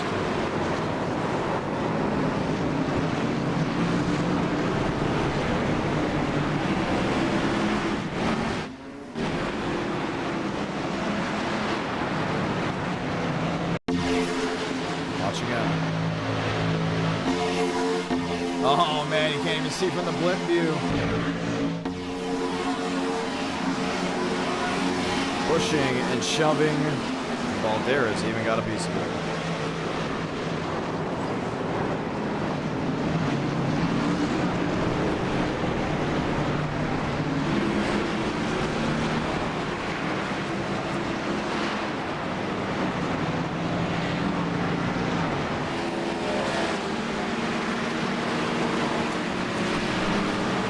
Caution out, 7 to go. Thurston leads, Wilkerson's in second. And pit road is littered full of race cars.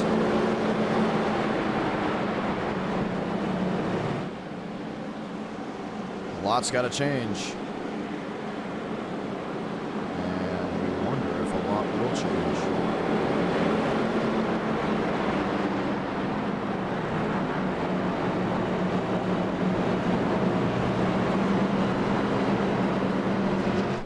They'll get the 1 to go. That will be this time by Aiden Walker. You see him there. They're now just getting to turns 1 and 2. The wreck, it came out of nowhere for drivers like Balderas. They'll have to get it fixed. Throttle doing just that. Goes around the outside of the lap machines.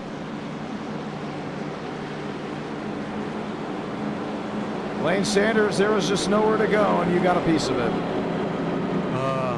Damage ball in the game for stock cars and got 13 minutes out of that.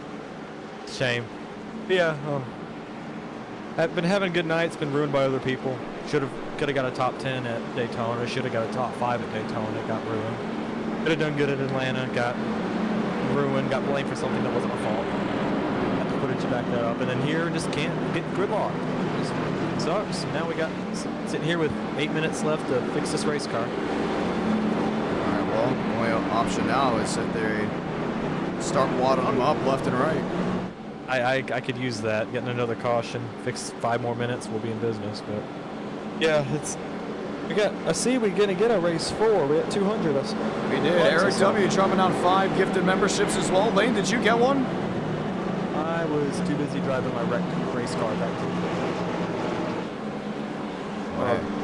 At the end of the day, there's still another race, and I think that's going to be a mini stock. We'll continue to monitor as things go on. Good luck. Thank you. thank you. Also, shout out Sanders Racing Designs. I do commissions. Hit me up on Discord. And if you go in the IDK Discord, you'll see me as. What am I? I'm Lane Sanders. Yeah, I'm Lane Sanders. I think you're Lane Sanders. Winner. Yeah. Have fun, John. You all stopped a lot. Get us a race 5. Let's go ahead and see it. 1 to go. This time 2 by 2. They all line in. And we get ready to go back. Green flag racing. A lot of movers. A lot of you guys coming in, coming out. Braden Movick. Package a little bit different. It's been called. There's a good chance we go green all the way through with 4 to go. What's the objective? Win. What's the other objective? That's already completed. I didn't make the bottom. You chose the outside. That's what Wilkerson, and that's what the Riker Byram. Why is that? Because the bottom, if you're not in the first 2 rows at the bottom, you're not going anywhere. And really? It's like you push something. Yeah. And these cars, they made them so good everywhere. Like with like the latest handling update, but they ruined the rest of SuperSpeedways. Like, if you stay within a foot of the car in front of you for a lap and a half, you're blinking about to blow up. Like, they completely ruined it. Now, if they added a bubble of air, then this car would be awesome. A bubble of air. If this package was like it is in real life, the air bubble, it would be awesome. You wouldn't have to worry about blowing up after pushing for a lap. You know what's really unfortunate? They will not be making Tyler Reddick's Homestead win car. Yeah, you can blame Monster for that. I cannot believe that. That makes me really sad. You can blame Monster. Ever since 2019, they're like, we know modern brand and kids do this. It's a collectible. I was playing with a Budweiser car at the age of 5. Yeah, we had to break the bottoms too, right? All right, well, guess what? It's loud as proud. We're going to drag you back. Good luck. Let's go ahead and see it. 4 laps to go from Talladega. James Thurston, Jacob Wilkerson, Cody Workman, Riker Byram, they lead him down.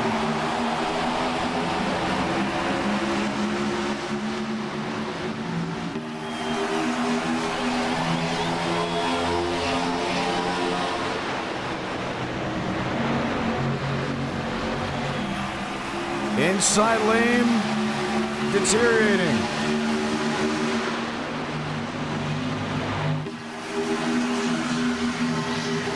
Outside lane prevailing.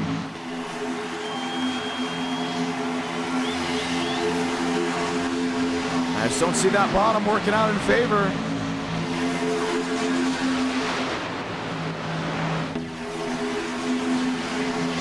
Two by 2, Wilkerson.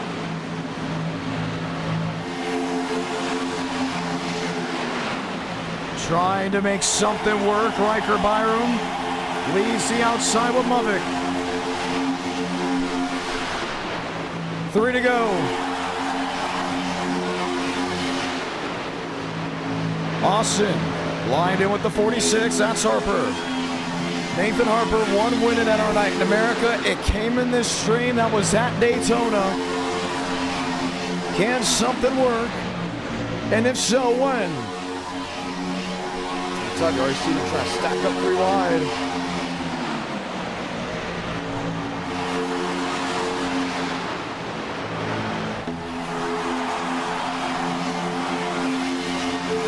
Wilkerson leads, Thurston in second, Byram, Workman third and fourth.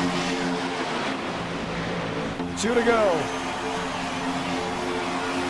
Trying to squeeze through goes Cody Workman. That's with Aiden Walker. Thurston went up into the middle. Wilkerson sitting, Wilkerson waiting, knowing an opportunity will come. Moves to the outside with Braden Movick. Movick says deuce, jumps inside, 3 wide.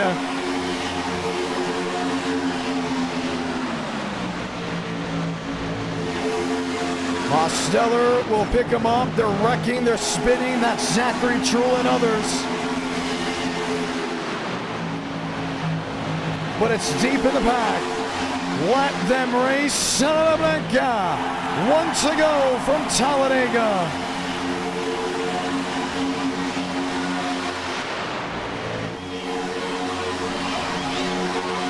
Wilkerson to the inside. What can he work with? He's got Mavic right with him, but Mosteller's top side there with Thurston. Crowd on their feet. This is going to be the finish. Most the leader. Nathan Harper. Help on the outside. That's with Gavin Austin.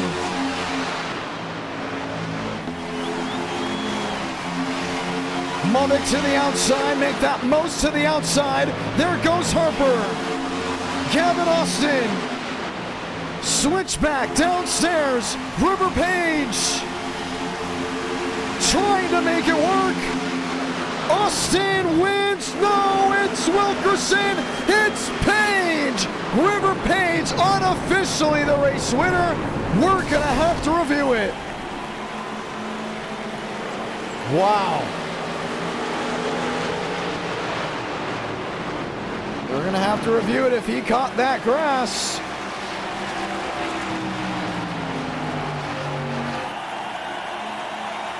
It could be interesting.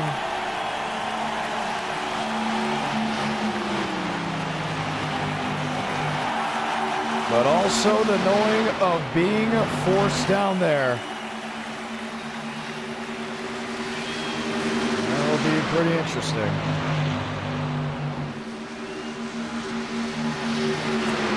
Wow. What a race, what a finish. They give it to River Page. And our night in America, feeling victories all year long. We will be reviewing it. But an insane outing here in Talladega.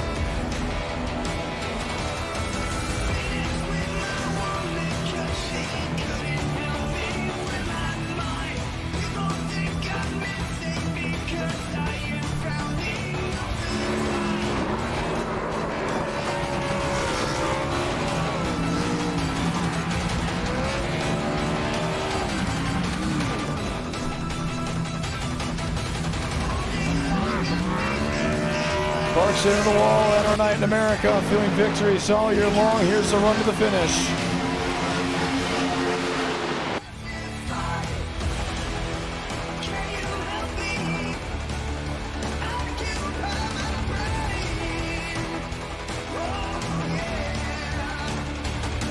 Nowhere to go for Page.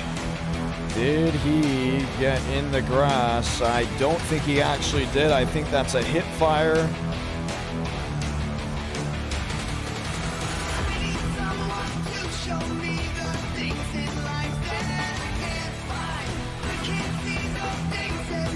And this is the finish.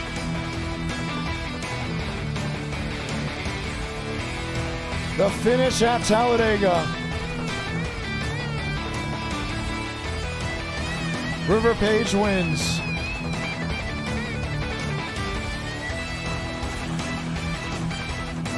Wow. Can you believe it?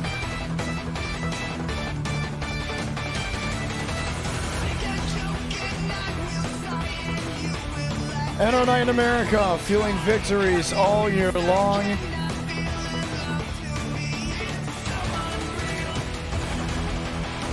River Page, congratulations. Thank you, John.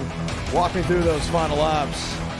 Oh man, well I tell you what, this car is it's just so tough to get anything going there. I really thought I was just going to end up stuck in the middle of the pack there. You know, I got going with the Persistum 96 there. I got some teammates working together. Then not really sure what happened to Wilkerson. I guess he just dropped down, and then they just got all sorts out of shape on the backstretch, and I kind of opened it up. And then right here, I was looking at it myself. The 46 just gets turned by Gavin there, and just narrowly missed that. And then when Gavin went to the inside, I knew I could probably get a hit a run. I assumed I was just gonna have to clean him out, but he just left the inside open right there on the apron. There was this really weird like net code push that Wilkerson like hit him forward, and then I also got momentum from it. It was really weird. Yeah, Wilkerson like pushed us both, and then I get him sliding back up into Demos. I think definitely solidified it there. But 5/1000ths to the second, that's pretty close. I didn't really think I had it. I thought whoever was on the outside was going to get me for sure, but we'll take it. Gotta ask you this. We're doing a race 4. What are the combos? And we're starting with mini stocks. Oh, man. Well, we did mini stocks. Legacy Daytona, that was pretty fun. Indianapolis was pretty fun, but I'm assuming you just want a SuperSpeedway, right? No, we can do Indianapolis again. I'm all for that one. Well, I mean, we could do Auto Club or Michigan or anything like that. I'm really open to whatever. You could just do whatever you think is best. I don't really know. I think whatever you do, as long as it's sound. Well, I mean, I know that was fun when we did it last time, but you could try any track racer that's that long, and I'm sure this will be fun. Have you done Michigan yet? No, I don't think so. I'm pretty sure we just did Indianapolis and then Daytona. Michigan it is. That will be that one. Let's continue to choose others. What other car track combo? We saw a request for Millbridge with that car that I already forgot the name, the 600 Sprint. Oh, yes. We need to do a Millbridge with the micros. That should be on there for sure. I'm spelling Millbridge wrong, I already know. I'm disappointed that it's M-I-L-L and then Bridge. Oh, yeah. I got it right then. I'm disappointed when we did that car. The race was kind of a crapshoot, so hopefully that one wins, honestly. I think I'll probably be voting for that. All right, let's see. Final 2. Late model supers, super lates Irwindale. We'll throw that one in there. And then one more. What are you thinking, River? Rip Irwindale. Oh man, I'm really open to whatever. I'm glad that you threw dirt in there. I might have suggested that. I think you could do. I don't want to say anything that I think would be like super exciting because I feel like it'd probably just be something that everyone instantly votes for. I don't know. You could try maybe like a road course or something, but I feel like that's just a field filler for the vote. It's definitely not going to win. All right, let's do this. Let's do Coda. All right. Rain. GT3s. All right. All right, let's see what wins. Which one do you think will win? Well, I hope Millbridge wins, but I think I'll probably be mini stocks. We're hearing word that Gavin is filing a protest Gavin for you says hitting that the grass. My left sides went inches into the grass, and it slowed me down. Yeah, we know the rule is you can't touch the grass at all. But I mean, it is so borderline. I don't even know if you count that as that's like half a wheel, dude. There's nothing being gained. There's nothing being gained there. I'm losing speed if I'm going on the grass at all. It's interesting. I know we got to enforce that rule a lot harder because like touching the grass at all is a no-no. Gavin should have just blocked me and been fine. I was anticipating him to block me. That's why I went so low. I mean, hey, it's whatever, but it's about as clean as you can make it without causing an incident. Gavin, would you rather I had just dumped you? Would you rather I had just dumped you, or tried to be clean about it? He's gaining speed. All right, this kid's an idiot. Okay. That's not how by technicality, from the rules, touching the grass at all is like an automatic. That's basically our yellow line. But it is so close, and I have a big headache. I'm not willing to fight it right now. Thanks. Thanks. No problem. Well, we're continuing to look. Mini Stocks Michigan. I think that's what's going to win the vote. 12 laps. All right. Come on, man. Gotta get some dirt going. like we had some of our best races when Well, we how were about doing that? You know what got us doing more Xfinity is that you got the viewers start saying, "Hey, it's better races. Trust us, it's better races," and that's how we started building that Xfinity crowd. If you guys want dirt, you're gonna have to start selling it to them. Well, man, we did those street stocks races, and those were some banger races. We had some good finishes there. We did dirt street stocks, but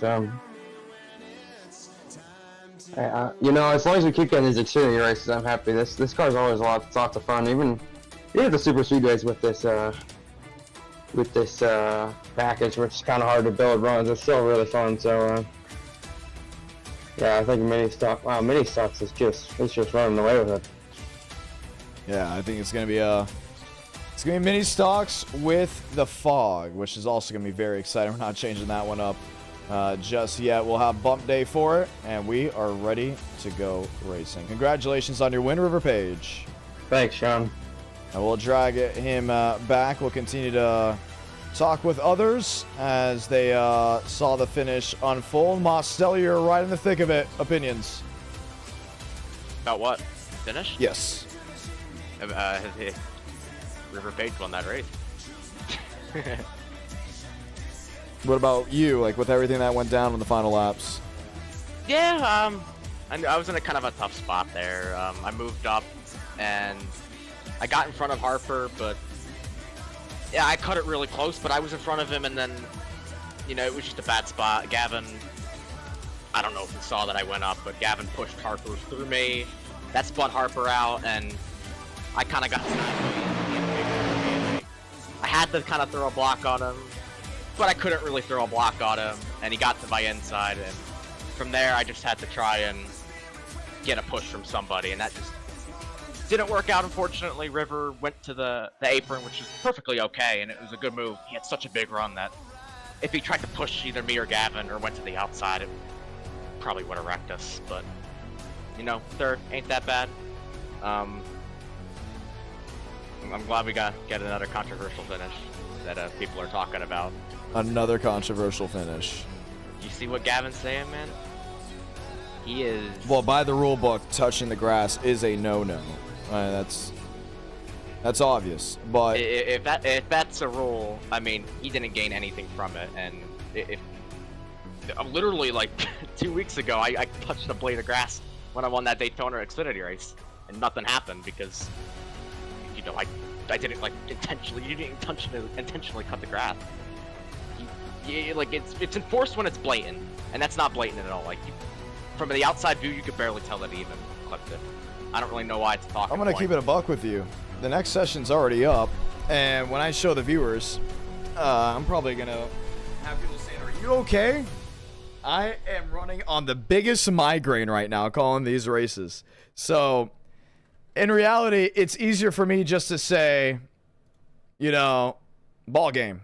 Now, then again, if this was the University of Miami versus Virginia Tech, and they said that was a catch, you know, then it would be a different scenario. But, you know, with this scenario, obviously, you know, win River Page completely going home and grabbing the win. Mose, you got one more shot. Mini stocks here at Michigan. What are you thinking?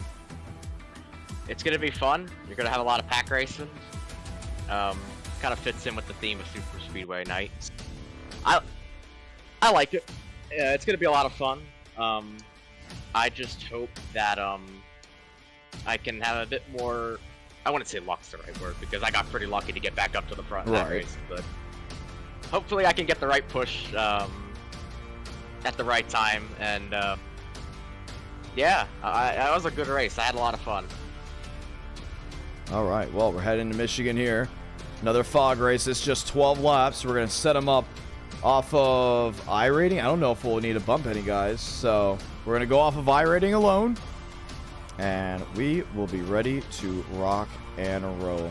Love mini stock racing. Always have been exciting. Daniel Mosteller hanging out with us. And you know what? We'll go ahead and hear from Gavin Austin. You know, we heard different sides from it. Gavin, what do you think? I mean, I've done that same thing and I've gotten it taken away. So, I mean... What race? It was Daytona Gen 4 2022. And then I had the other controversy finish. Are you saying you won the race by touching the grass and we took it away from you? I mean, he crossed the finish first. It's whatever. It's just I know if I did it. No, back to the 2022 one. Huh? In 2022, did you cross the line first when you hit the grass? When I hit the grass, I got shoved under there. So I'm not sure, so Were you 4 tires underneath the grass? I was 2. We'll have to go ahead and find that replay because now I'm curious. Now I'm curious to see what it was. Well, we know you jumped the start at that one track. Yeah, Charlotte with Frank. That was very But clear. honestly, it's whatever. I don't really care. It's fine. It's just it sucks. But on to this Michigan race, I guess. It's frustrating losing a race by that close. But honestly, congrats to River. It's whatever. Honestly, it's hurts in the moment, but after by tomorrow I won't care anymore. So it's fucking sorry. Crap, it's whatever. It's whatever. Sorry, it's whatever. It's whatever. My bad. Well, just like that, you are still getting ready to race right here. Looking at the entry list, still 36 mini stocks. Good luck, Gavin. Did we? I wasn't paying attention. Did we skip qualifying? We did skip qualifying. Oh, I was like, what? Okay. All right. Anyways, thank you. See ya. Let's get ready to roll once more, race fans. So glad to have you all with us as we get ready to go green flag racing at our night in America. Fueling victories all year long. One more race on the night. And we are so glad to have you all with us. Time to do it. And time to go back green.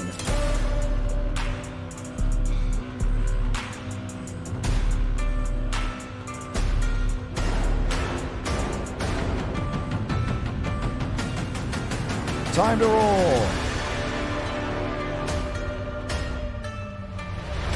Time to get it done. For the ones that were keeping on with the World Series, the Yankees 11-4 win over the Dodgers. And that series is heading back to LA. They'll play tomorrow. They'll play Friday and Saturday, if needed. I think that series ends tomorrow, Wednesday night. Time to go green.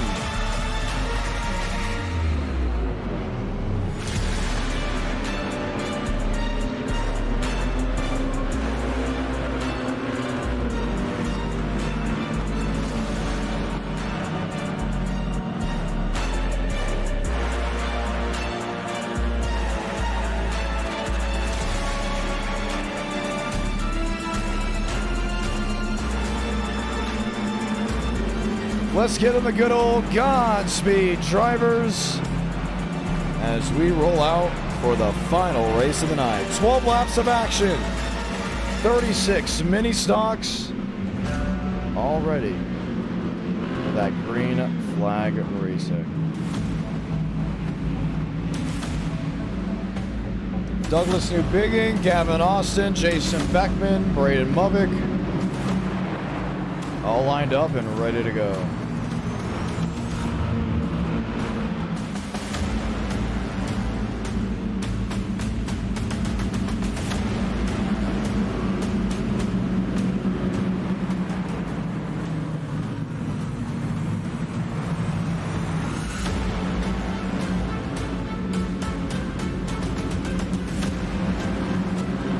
Two by two as they work their way through 3 and 4.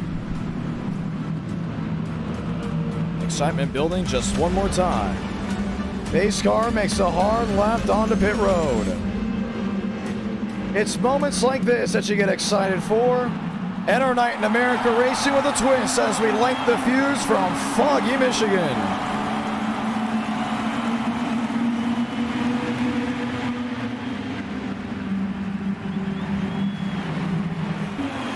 Four wide, 5 wide, very deep in the field. Riker Byram spinning. Others spinning as well, but with relaxed yellows on, we stay green.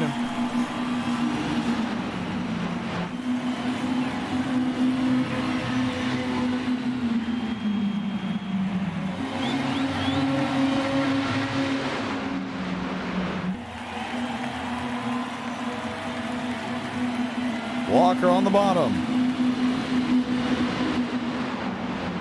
Lined up with Mose. New Bigging on the outside. Lined up with I was going to say Mosteller. Definitely Braden Movick. New Bigging leads lap 1. Spinning back half.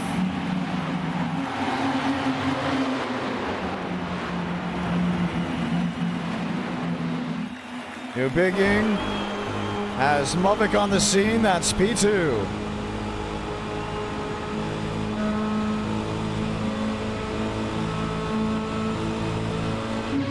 Trying to see what he can do. I just don't know if he's going to get it done. At least on that end of the speedway. Barbagallo, Jason Beckman, River Page, 3 wide.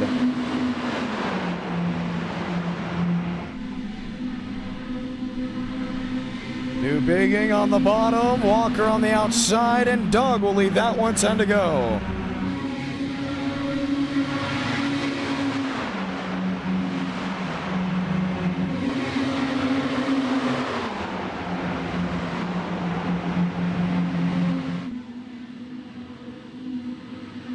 You see these guys just so easily in and out of the throttle.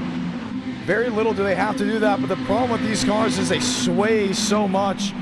And when you get that swaying effect, it's really hard to make things work. Now, tire wear won't mean something as much as they would in other car track combos that we race, including here at Michigan. But they do mean just enough when it comes down to that toe-to-toe action.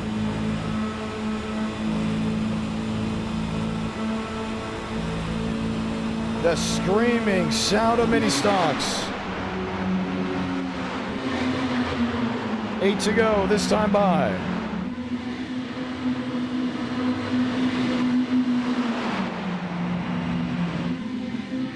Schmidt on the outside. Lined in with the 81, that's Cody Workman. Movick, Barbagallo, Page, Mosteller. Gavin Austin there in 10th. Buys Baird, Tinsley Donskoy, Sanders, Jolson, Shamela, Delgado. That's the top 18 of the 36 that took the green flag. Only one car out of the race as of this moment. 8 to go. Watching the fight towards the front half of the field.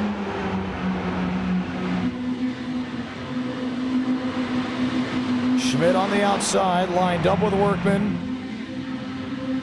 Beckman thought about jumping to that outside. No room, no push.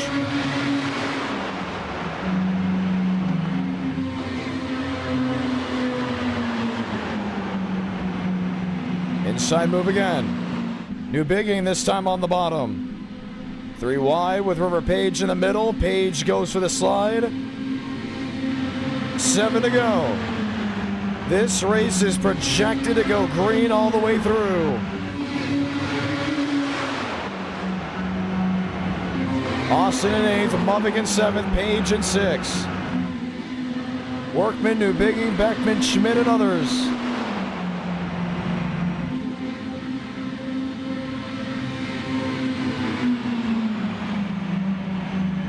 Pushing and shoving, you see it in the middle. And the thing about these mini stock races, when they spread out, you see different battles throughout the pack. Riker Byram, he went for a slide earlier. Baird back there in 13th. All watching as Jason Beckman leads them right back down. Last race of the Halloween stream.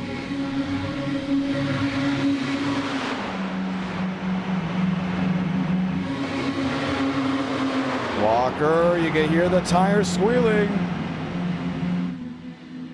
Right in the middle of the field. Has Schmidt, has Beckman, has everyone else. Tied up, 2 by 2, 3 wide at points.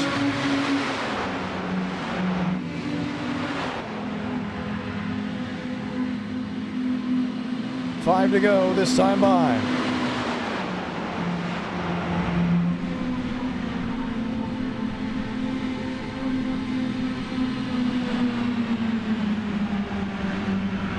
Cody Workman peeking around the outside. Thought he could possibly make something work.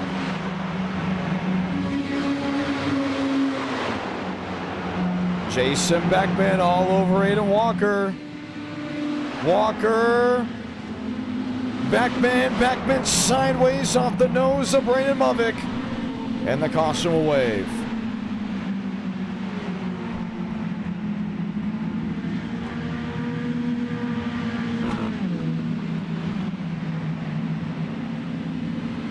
And we will have a restart. We knew something was going to happen. I don't think many expected it right then and there. Watch Brandon Movick again. This is nearly a whole lap ahead.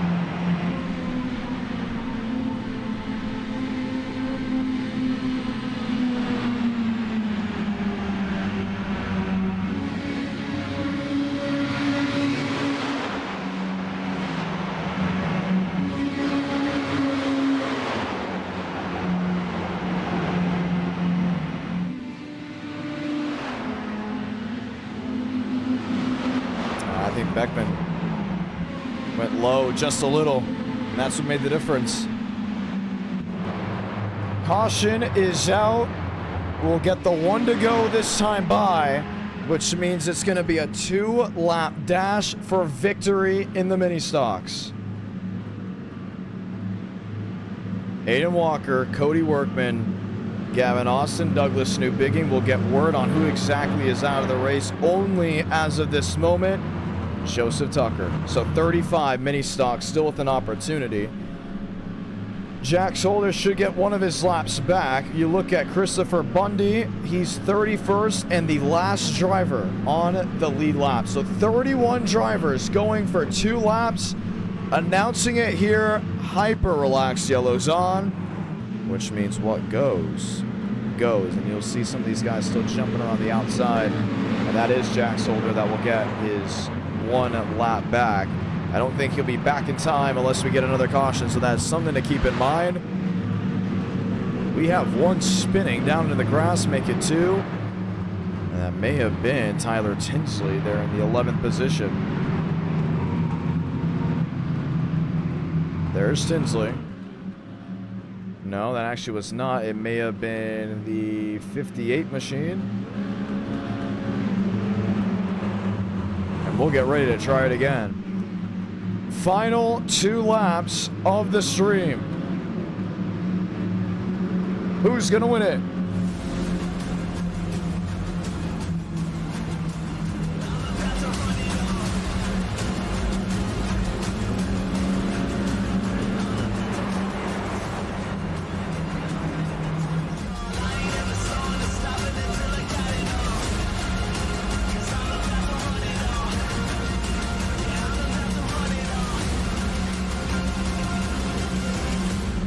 Gavin Austin up to 3rd. William Schmidt lined up as well.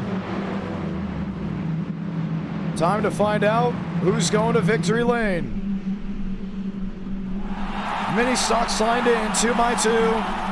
2 to go.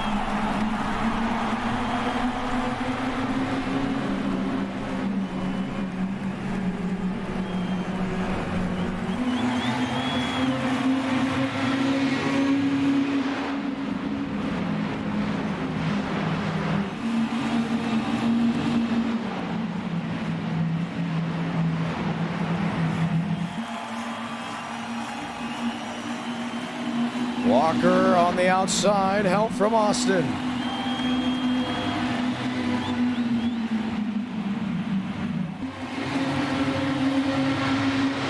Austin looking topside, Walker in the middle. River Page on the bottom.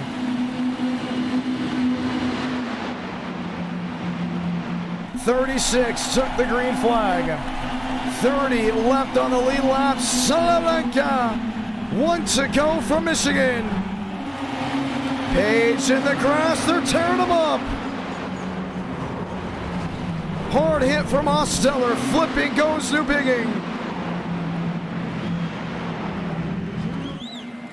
3 wide, inside, outside the closer.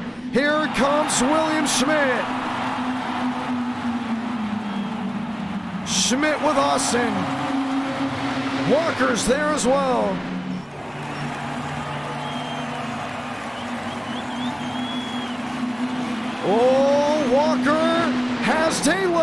Schmidt and Austin.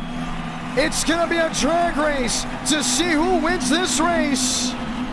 Aiden Walker just beats out Mosteller, just beats out Kevin Austin at the line. Walker wins in Michigan.